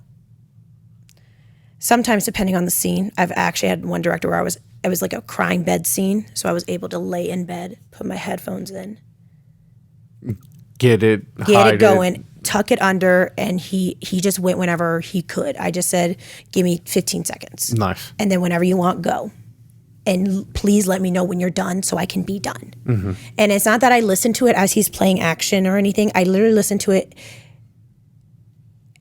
So you get it simmering in your head. And then I don't have to, because here's the thing with me, I just love music. I think I would be killed at like trivia, sing, like give me a part of a song or say a word and I'd be nailing. I could give you I love music. My mom, when she was in my life growing up, we'd always have music around constantly. And then as again, only child, riding my bike alone, I'd play music and pretend I was in a music video and just, music and me are a lot. And I love music and songs, and they bring you back to a moment in time, and it's beautiful. And because of those songs, I don't have to listen to them very long. I could hear the melody, maybe hear the words or two, take it off, and I hear the song. I know the song. And I go. The headphones don't need to be in, because you don't want to show those on camera. You don't know where the camera's going. I don't know where he's looking at, so it's gone. I don't have it. It's hidden under the pillow, but it's gone. And I can hear the song in my head, and I can feel it. I can be in character. I'm in it. I'm miserable. I'm horrible. Second, the director says, cut. Okay, good. I asked, do you need it? Am I done? Like, if not, go again. Because I hate feeling that way. I love my dark roles, don't get me wrong, but it's emotionally draining as fuck. When you get home from, say you have a role where you have to be in that emotional state. When you get home, you're not the character anymore, but how do you feel? Are you just completely exhausted? This is when you know I was meant to be an actress. I'm exhilarated. I'm on cloud 10. I come home and I want to talk about what I did. I want to talk about my day on set. And then I'm hungry and I'm awake. I could run a marathon. I know that sounds lame, but I'm alive. Because you feel accomplished. I really do. You're doing exactly what you wanted to be doing at that moment in time. And it's great. And there's no other place you'd rather be. Nowhere else. That's incredible. I love it. And the only thing I do when I first get home is I wash it all off. Because in case anything, plus makeup breaks out my skin, but like I take it all off and I feel good. But then I'm so excited. I love what I did. I loved the people I connected with. I love my character and I love everything about it. So then when I get home, I'm starving for one, because I'm always hungry. But then I just love to talk about it and express my day. And even if no one's there when I'm there, I feel so great. I play music or I dance and I talk to myself. This sounds like my mornings. It's wonderful and I love it. And I celebrate. I can't remember the coach I had at the time, but they always said, celebrate your wins. And he would basically say, no matter what, whether you get paid big time or it's just a small, it doesn't matter. Celebrate your wins. So I always treat myself like a little dessert or some sort of not happy meal, but like treat of some sort to myself, whatever that may be. But like I celebrate. Yeah. And I'm grateful for those. And that's something that I need to work on more, and I have been working on, is that I'll do some shit and I'm like, in my head, I'm like, man, this is just part of the process of where I'm going. And I won't stop and smell the flowers while they're blooming at the moment. You gotta. Yeah, I got to, because if not, it feels like you're just in a never-ending battle, walk uphill fucking I never want height. it to feel like the motions in that sense, or it's the final peak, because at the end of the day, every opportunity, every role is different, and it's going to bring different opportunities. And that's what I love most about it, though. And like I've always said, you only live one life. But in my opportunities in acting, I'm able to live so many other lives and tell their story and make them real. Whether it's a fictional character or not, it doesn't matter. They're real. And that's what I love about actors, especially like ones I grew up with. It's just, you see them, and then when you see them in different roles, like, oh my God, it's weird, but it's so good because they're so believable. That's why I like watching like Johnny Depp, because he's so fucking different in every role. Every movie, like Leonardo DiCaprio. I love them both. And What's Eating Gilbert Grape. They both should have won an Oscar for that. I'm sorry. That was phenomenal. Phenomenal. It just... Leonardo DiCaprio was 15, playing a mentally, I don't want to say the wrong word now. Challenge? Mentally challenged. There we go. Person. Tag team. Thank you. Because back then they said they said it. Because think about it. That's just it. Film. The way film industry is evolving. And even back then, just to have that dark kind of real story. And that's kind of why I get mad a little bit about Disney. Don't get me wrong. I understand why they say the disclaimer about it now, but don't take it out. Let it be there. Yeah. Because at the end of the day, that is just part of the culture. Part of history. Thank you. Let it... Shit changes. Shit evolves. Thank you. It should have evolved. It should have evolved a long time ago. And yet, here we are. And I'm so glad we are in a sense, though. Because I love seeing these little girls out here with their curly hairs, believing they could do anything they want. It's like, heck yeah, you can, boo-boos. Where was this when I was a kid? Where was this when I was a kid? Because back then it wasn't as easy. I was criticized for the curly hair, wearing hoops, and I was... Damn, that's fucking crazy, because I don't even think of shit like that. Oh, honey. I guess... I'm a typical guy, you know? It was like curly hair and hoops. That looks nice.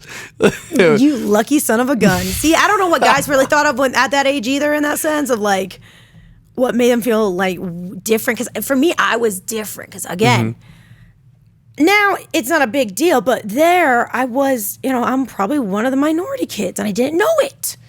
It was me and like two girls and maybe a couple other dudes. It was very small. It's so weird thinking, because I grew up here in Vegas, man. You lucky, honey. I went to high school not too far from here. And when I'm in my classroom, it's about 5, 7 white people. We got about 10 black people, about 10 Mexican people, and a couple Asian folk. And a few others, There's a little sprinkle of everything. That's Las Vegas, though. But Iowa, Midwest. It's just white folk. White folk. And, my mom came from the Bronx, so it was an alternative for her. And yet... yeah, that's fucking... And because of that, I don't blame her, but she didn't teach me Spanish. She didn't encourage the Puerto Rican. She straightened my hair. We brushed my hair back. She would get frustrated with my curls. Like, she never let us embrace... that side. We would wear hoops. So then when I told her kids were making fun of me, she got me studs, which was fine, but you could tell it hurt her a little bit too. And that sucks because I shouldn't have cared. And I didn't at certain points. I still wear them, but it just, the older I got, the more I realized I really was bothered by that. Yeah. And I didn't notice it because I was the girl with freckles. Me and one other girl were like the bigger chested girls. And we were the only ones. And it was just because we were both, it's crazy to me now. As a kid, I didn't notice it. I just thought, oh my God, because my family has big boobs, I had big boobs. Like, I didn't think of it like I'm different from everyone else. But I kind of knew I was. Because everyone else didn't have to straighten their hair. They had nice, cute little laughs. And I'm over here like, and I'm loud. And that's why, like I said, I was a very, very tomboy in elementary school, but then junior high, I tried really hard to be a girl. Yeah, I flaunted my boobs. I thought that was all that mattered. I wore makeup. I straightened my hair. I dyed my hair. I wanted to be like Adrienne Abaline from Cheetah Girls and have those cute blonde. She was so bad. She was so bad. And the lady destroyed my hair. I had platinum blonde, top coat overlay, highlight. It was horrible. And I straightened my hair every day. I damaged the crap out of my hair. And it wasn't until high school where I finally discovered mousse, and I let my hair curl, but I wore a headband because I didn't know how to wear my curls. No one taught me. I'd be so fucking lost. I wore a headband for 4 years straight. That's fucked up. Unless I straightened my hair, and of course, at this time, I had to only straighten my hair myself, and eventually it got too boring. So I just did the mousse, but I would always wear a headband. I could never not wear a headband because I thought I didn't know what to do. It looked stupid. I wanted to be like every other girl, small, petite, straight, beautiful hair. And I was always the girl with the weird bump in the back of her head.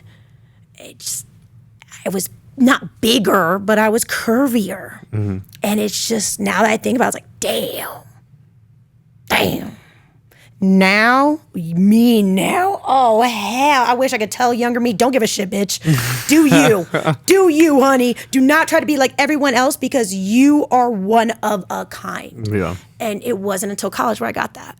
And I finally just... I was going to ask you, so college, was it just because you did let shit go and start loving yourself why you started accepting everything? Yeah, I started let going of some stuff. I had a lot of issues with one parental figure that it really tore me, and I was really hateful for it. And then there was a certain time that really got to me. And how old were you when your mom left? 12. Okay, so for my 13th birthday. Yeah. There's a lot that goes with that, honey. But that's not. Yeah, my dad left right before my 14th birthday. See, so and it's awkward because that's the teenage That's years. when you fucking need them. Like what? And then the daughter and the mom and then the son and the dad is like, thank you, bitch. I need you. I needed you. You're supposed to teach me how to do this shit. And I'm so grateful that my dad stepped up to the damn plate. I still love this story to this day. My dad worked nights, so I'd be home alone, and I was crying. I call him, I'm out of tampons, I can't go to school. My dad drove during his break to come get the empty tampon box, go back to work, after work, walk around fucking Walmart with an empty tampon just to fucking find the right one and bring it home to me before I woke up to go to school. It's the shit that we do as dads that we'll do 10 times over again because that's how it should be. Gillion times. And I'm so, because he was mom. He went prom, homecoming dress shopping with me. And he wasn't, all weird, like, oh my God. No, my dad was fuck that. So cool. That's the shit that I can't, like, I'm excited for it to go out there. Cool. Like, I'm not going to be playing dolls and shit all the time. But yeah, I'll go shop dresses. You like painting your nails. You like having a good time. If she wants to paint my nails, I don't give a fuck. Exactly. I'll just wash it off when I'm done. My dad, still to this day, he was a woman for Halloween, and I mean a woman, dress, balloon, boobs, everything. I was so embarrassed because he had still his facial hair on. I was so embarrassed, and he literally looked at me. He's like, out of everyone, you were the only one that cared, right? Everyone thought it was so fun and cool, but you were so embarrassed. And I was like, and still to this day, I don't know why, because I still cared what others thought so much. And it's sad because now as an adult, I don't give a fuck. Fuck it. I love, and again, college me accepted that, and I started to let it be, and that's when I really life got beautiful, right? I really did. People loved me for me. Yeah. And I didn't have to fake it. And you have great energy, man. Your energy's infectious. So college senior year, they called me, the freshmen voted for me. I won homecoming queen. This is so lame, but I loved it. But in college? In college. I didn't even know that was a thing. Private college. So it was a little bit, it was cute. A little different. It was cute, but I wasn't mad by it. But basically, I worked at the cafe, and I'd be the front. I worked the cash register, and it's early ass morning. I work the early shifts because I'm always up. So I'm like, good morning, everyone. Da, da, da, da. And whether they knew my name or not, they knew me as the cafe girl. So when I was nominated and then voted, people would come up to me like, I voted for you. Thank you so much for making my day. You're so nice. Like, you always have a smile on your face. You're always so kind and loud. I love your laugh. That's so important, man. It's so important. I was just in a competition in June. And it was like 40 of us or so competing as a team and, just doing our thing, acting and modeling. Yep. And I won a congeniality award. Oh, stop. Yes, honey. Because I just love being that motherfucker, man. That's what I'm saying. So that's why I always loved the movie Miss Congeniality. That was actually the first PG-13 movie my daddy let me watch at 10 years old.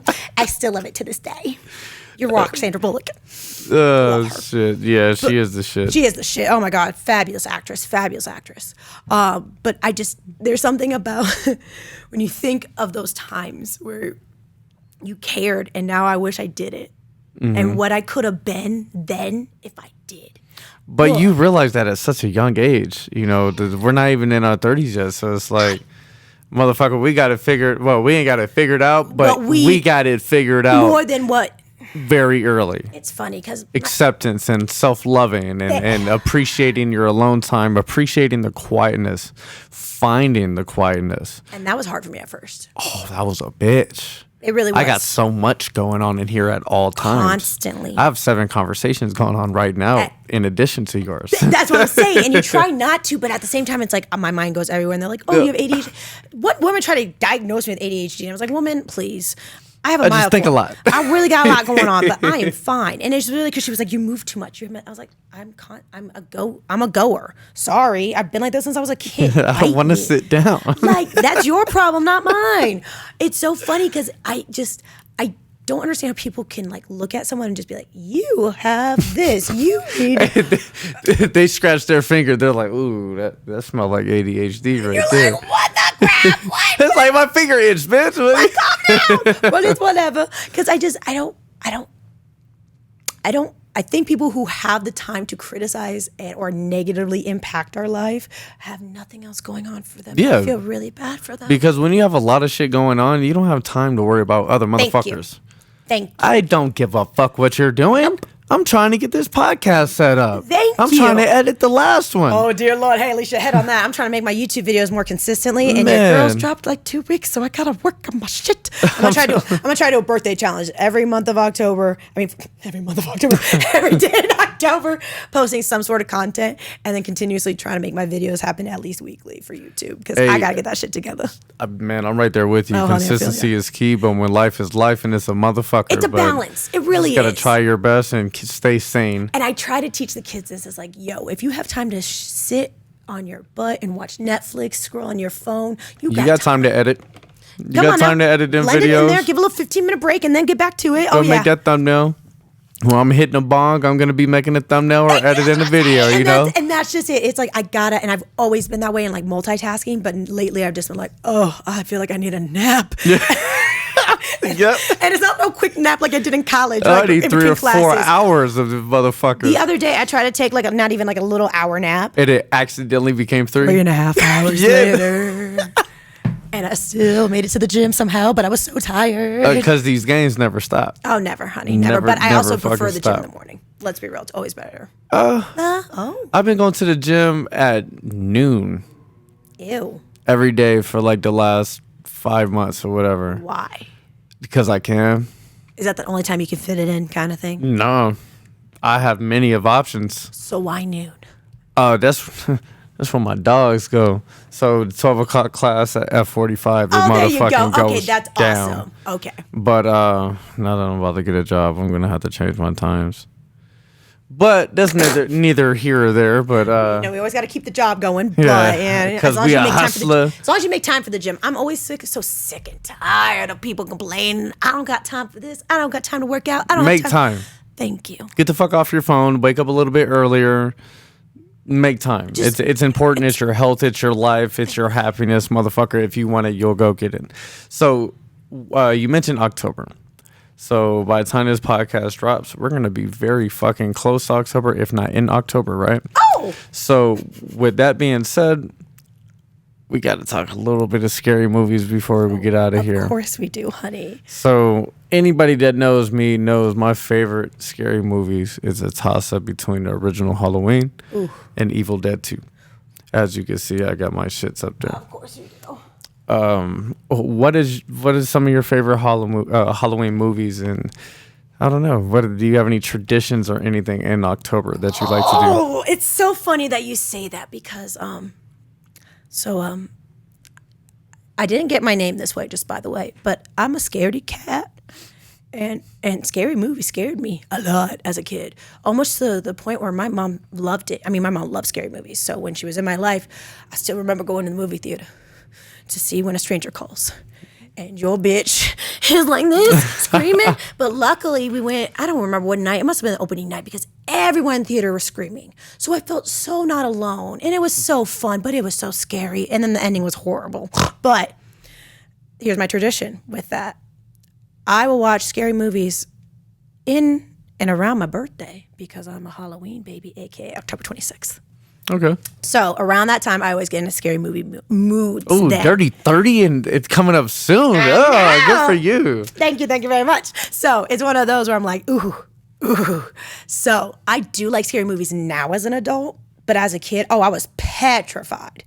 I would be that kid in the corner. I'm still the adult in the corner. I don't know why I'm saying that. Like, it's changed. I still, even when I'm in the movie theater, even my poor boyfriend, I want to watch a scary movie. Kat, it's like, please watch it with me. And you can't go out tonight because I need you to stay in with me in case Keep someone me safe. And it's horrible because and especially I'm house sitting. and I want to watch stuff, but I'm like, you better. You got that is the that. So I have rules. I have rules on how to gauge the scariness of a horror movie, and these rules are: you have to be the only person in the house. Okay. If you have motherfucking teammates, that's not fair. Damn it. All the lights have to be off. All the lights have to be off, and then the kicker on top. You have to be sitting not up against the wall. It has to be an open back. Fuck you. So that somebody can sneak up on you and grab you. No. So those are the 3 rules that I follow when I watch my scary movies. And I also have a tradition called the Mactoberathon, where I watch a different scary movie every day of October. Ooh. This will be year number 4, I believe. Ooh. Maybe 5. It's been going on for a little bit, and it's the shit. It's the shit, man. I think I might have 1 or 2 days in October where I have like a little mini party and throw like a banger fucking horror movie theme shit. Okay, that'd be dope. Let me know when that is. I'll come, but don't you. I will never fucking watch a scary movie with you ever, ever. We'll just act in scary movies together. That's fine. I'm cool with. See, that's just it. I love acting in them. Oh, I play some psycho thriller, serial killers. I love the scary shit in film when I'm acting in it. Watching it gives me fucking nightmares. So, is it easier for you to tap into the emotions on set when you're doing it because you really are fucking scared of that easily. shit? Nice. Easily. That's why I love, and I'm okay with directors doing this to me, because when they give my other castmate something different, I don't know anything about it, I'm always like, oh fuck, you're gonna get somewhere, and I don't know what they're gonna do. So that means you're really gonna get whatever the fuck you get, and that's because I am truthfully fearful. Like, I have no problem with that. That's so awesome. That just makes it more authentic. It really does, Yeah. and I love that about like the old school horror movies, because I mean, some of them are bad, some of them are bad acting, but not all of them. Like the really, really good ones that kind of make you feel like the girl's really like crying, and you hear it in that out of her voice, and you're like, it's like, oh shit, she's really fucking scared. now right the now. old school blood and the bad, stabbing scenes, but It's over the top, but the effort yes, is fucking there. Phenomenal. So 80s slashers are my favorite. See, I'm a 90s baby. I do like the 90s bad, the very, very bad ones. Not the horrible ones, okay, but I'm a sucker for the horror. What's some really good horror movies that dropped in the 90s? A lot of sequels. I mean, the sequel, Screams. Scream I came think out Screams like are funny, 99. but the parody I think. Screams are hilarious. Oh, scary movies are my favorite. And those are the ones me and my best friends would watch in in junior high, because I can't watch scary, but those would be scary enough where I'd still jump, but I'd laugh at the end. Oh my god! Judge me later. You are so silly. But it's facts. I still like, even when the movie's not scary, but it's like one of those thrillers, I still jump. Shoot, I live with a whole bunch of people, and even when I know someone's there, I still jump. So I'm just a naturally scaredy cat. Judge me later. I can dig it, man. Judge me later. But yes, I'm definitely going to let you know what's going down with the Mactoberathon, because it's going to go down. And now I feel obligated to throw at least one little mini banger for a scary movie. It has to be the perfect, like one of the best. I was going to say, so out of we'll all, see. okay, I know these are your favorite too. If you had to pick one. If I had to pick one out of them two, out of them two, obviously, I have to go with Evil Dead 2. Because Evil Dead 2 was the one of the best blends of horror comedy, which is so fucking hard to do. Yeah. Most of the times, I'll say 95 out of 100 times, horror comedies are just fucking stupid. You know that recent one that came out, Freaky or whatever, with what was his name? Vince Vaughn. I thought that was actually pretty modern day. That was decent. I thought, because it had really good jumpy moments, but also good comedy. And Vince Vaughn did such a terrific job. Especially as a girl. Yeah. He was hilarious. Like that's Vince Vaughn for you. But Shaun of the Dead is another one that's one of my all-time favorites, because the same thing, the horror comedy blend. It's hard to do, but once you do it, it's phenomenal. And in that movie, are you familiar with the movie? Not as much that one, but I'm definitely more Halloween. All right, so in Evil Dead 2, there's a scene where the demons, they bite Bruce Campbell's hand. Oh. And his hand gets possessed and it's moving around. So he's acting being emotionally distraught, fucking just like, oh my God, I'm dying. I'm alone in this cabin in the woods and these fucking demons are trying to kill me, while his hand is fucking going crazy the whole time. And I'm thinking in my head as an actor, I'm like, oh my God, that would be so fucking hard to do. It'd be a blast. Oh man, I don't drink. I'm not a drinker like that, but I would drink. Like I would take a couple shots, maybe smoke some weed, and just get to maybe take a little bit of mushrooms and say, let's go. Exactly. It's fucking a little bit of the trifecta, baby. That'd be kind of cool. I ain't gonna lie. Stop. I guess. I had to think about what was that? Not The Conjuring. I was really big into Paranormal Activity movies growing up. I know. I'm sorry. Again, so that shit came out when like freshman in high school, freshman and sophomore, around there. They're so trash. I know they are now. They're so trash. But I went and saw like 5 of them. You saw them all though, didn't you? We all did. And I know, I get it, because the endings were so blah, but during it, because of the camera. It's because it looked like home footage. That's the shit made that it fucked seem with real, me. And that's what I liked about it. I know that's bad, but it's not, because it's like, man, bitch, this shit could really happen. Because I know it's scared. scripted, I know it's fake. Even I get it, but still watching it in the moment, it's like, oh my God, oh my God, oh my God, and I still jump and scream. So like, I like those. Halloween was best for me. And that's phenomenal. John Carpenter doing his thing. He has the amazing camera angles, the high-low different angles, the wide angles, the music. The music. Oh my God, the music. I never kind of realize it until you start working in the industry that how music important really makes it. Oh, it drives the emotion in the scene. It will make you scary. It'll make you sad. It'll make you fucking happy. It'll make you want to fight. So recently when the director sends like little clips of what he's been editing and posted, I'm always like, oh my God. And you hear nothing. And then I'm like, oh my God. It sounds like it looks so good. And then I'm like, what's the underscore music under it? Is it going to be dramatic and intense or serious and deathly? Like, I'm so excited because when I watch movies now, I so analyze them. I have to. I try to enjoy them, but it's hard to nowadays. It really is. Even animations. Like when I saw Mario World, it was a great movie, by the way. Great movie. But I analyzed the crap out of those voiceovers. I really did. It was great casting, but I analyzed it. I analyzed everything. It's horrible. What was wrong with the voiceovers, in your opinion? Nothing. It's just nothing. Were you just overanalyzing as in listening to how they portrayed the character? Yes.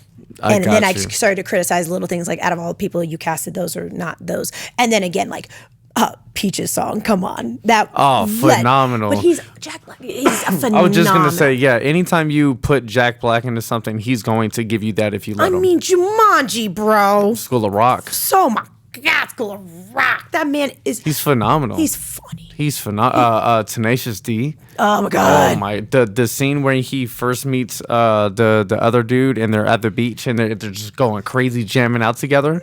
That's one of the most amazing scenes. And they just went in the moment. It was not scripted. It was probably just like we're fucking around. This is what we do on Tuesdays and they to warm up. It. Yeah, like, it's kind of like what's the other recent comedian? I'm kind of. Oh my God, what's her name? She's this actress from the thickest of the survival. It's a new show in the survival of the thickest. She's a comedian, curvy Puerto Rican lady. I can't think of her name right now, but she is fucking hilarious. I'm not at myself. Hold on, let me look it up real quick. I'm gonna drive myself nuts if I don't remember it, because she reminds me of Tiffany Haddish in the sense I like the funny women, kind of like Tina Fey and everything. Yeah, they're. Because you can tell when things are scripted versus improv. And a lot of things that they do is just so Tiffany Haddish in Girls Trip was amazing. I think one of my favorites of hers. That movie in general was really good. That whole cast did phenomenal. Well done. But when she was describing what was it, the melon or the coconut or whatever the fuck the candlelight. There's probably so many takes they had to pick from. That shit was She probably funny. Went ham on those. Michelle Butte. I don't think I know who that is. Really? She is phenomenal. She's a stand-up comedian, actress, television host, all that fun stuff. And she is funny. Yeah, I'm going to have to check her out. Survival of the Thickest. She reminds me a little bit of my mom. And if my mom, a mix of me and her in this sense. And she goes through a lot, and she's in her almost 40s, and it's like that new life journey, but it's also the start of something new. And it reminds me, even though I'm going to be in my 30s, it's not as bad. But I'm excited for 30s, man. Thank you. I know too many people that are always like, oh my God, I'm 24 again. Like, they'll never say their age, and I'm over here. Like, maybe it's because I lost a lot of people. I'm proud of how old I am. So proud because I know the journey that I've went through to get to where I'm at now, and my life is pretty fucking cool. And I can only imagine what 30s are gonna. I already did the hard work. That's what I'm saying. I feel like the 30s is like that groove into like business, and then 40s is like you're chilling, and then 50s is your like golden age. Yeah. 60s I'm gonna be like in my 30s and hot and fiery. In 70s I'm just smoking a lot of weed, chilling. Oh my God, but I'm still being a boss. I'm not gonna be one of those lazy old 70s. I'm gonna be a hot, looking like she's in her early 40s, if not 30s, because I'm gonna still be doing all this. But I love celebrating getting older. I know I'm not supposed to as an actress. You're supposed to stop saying your age bullshit. But I'm so grateful, just like you said, for the journey and the fact that I'm still here. 100%. I unfortunately lost quite a bit of people at a young age, and it sucks because you're not guaranteed tomorrow, people. You're not guaranteed the next 20 minutes. So at the end of the day, you got to be appreciate for what you got. And hopefully, I look at it in this way. If I left this earth tomorrow, I hope I made someone laugh, someone's day better, made them believe in themselves, or, my corniness made their day. Like, I don't care. As long as I did what I believe is best for hopefully not only me, but people around me, and I leave a good mark on that, I could die tomorrow. I'll be done. I'll be cool. Die tonight. I'm good. Leave my debt here. It's cool. I don't even want to pay it anyway. That's going to come down to your character and integrity, man. Like, how do you want to treat people? The feeling that you get, the feeling that I get when I make another person smile, make another person laugh, it's such an amazing feeling. I wish I could, like, a vending machine would pop out of the sky and be like, $100, you made someone's day. Congratulations. Oh, man, I'd be fucking filthy. I'd be the richest. I'd just be walking down the strip, just getting paid, making people smile and making their day. Kylie Jenner would no longer be a billionaire. Giving out hugs and shit. I would love that. Oh my God, I'd walk around with a sign, hug me, please. Those signs are kind of pretty. You'd get rich for sure. Hug me, please. And you making every fucking creepy guy's day out there. $100. Oh no, I don't want to smell that. No, thank you. No, thank you. Smells like beer, cigarettes, and fucking stale chips. That's why I could never do like massage therapy, because I never want to touch like somebody's body that I don't know. I wouldn't want to touch anybody's body that I don't want to touch. Oh no, exactly. And I don't think there's enough money in the world to do like that. if I fuck with you to the point where I want to touch your body, I want to touch the fuck out of your body. Thank you. But if I don't have that connection with you, get the fuck back on me. If you pay me for the massage, you ain't getting the massage. Sorry, man. I'm fucking. We can sit here and talk. Hey, so Kat, anytime I have somebody get on my podcast for the first time, man, I sit back and I give you the main screen, and you could let everybody know what you got coming next. If you want people to follow you on social medias, if you want people to check out certain movies that you got coming, and check out old stuff that you got, whatever you want to say, this is your time. Oh, crap. I wish I would have prepared this, but here we go. Here goes nothing. All right. Thank you all for listening. I really appreciate it. And always encourage the supporting. So please follow me on IG, TikTok at @Kat_Rebelsky. Okay, that is CAT, like the animal. Don't spell it with the K, people. Okay, no offense. But how do you spell cat? You know how many times not the point, okay? So again, CAT_Rebelsky. That is an REBELSKEY. All right. And please follow, because your girl needs to get those follows up. Do you know how the industry needs that for some lame reason? Ugh. But I'm also really funny. And with my acting, coaching, and whatnot, I am also starting my own private business at the beginning of the year as a private acting coach, as well as getting my personal training certification. So if you're looking for a trainer, actor, coach, or if you're an adult who wants to build up their confidence, I am working towards helping those who just want to work on, bettering themselves. And it comes with public speaking, like, hi, how's it going? So that's the start of personal career. But then also, there's a movie called The Crescent Gang, which your girl is a sassy receptionist on Prime Amazon right now. The Fairfax Incident will be coming out very soon. And follow me on IBD to see what else comes my way. And hopefully I guess here's my only other, one word I want to say to people is enjoy life. Do you, boo-boos, and love who you are. And don't let anyone fuck with you. Because at the end of the day, you are one of a kind and you deserve to do you, boo-boos. And I hope you treat people the way you want to be treated. So love others and, celebrate you.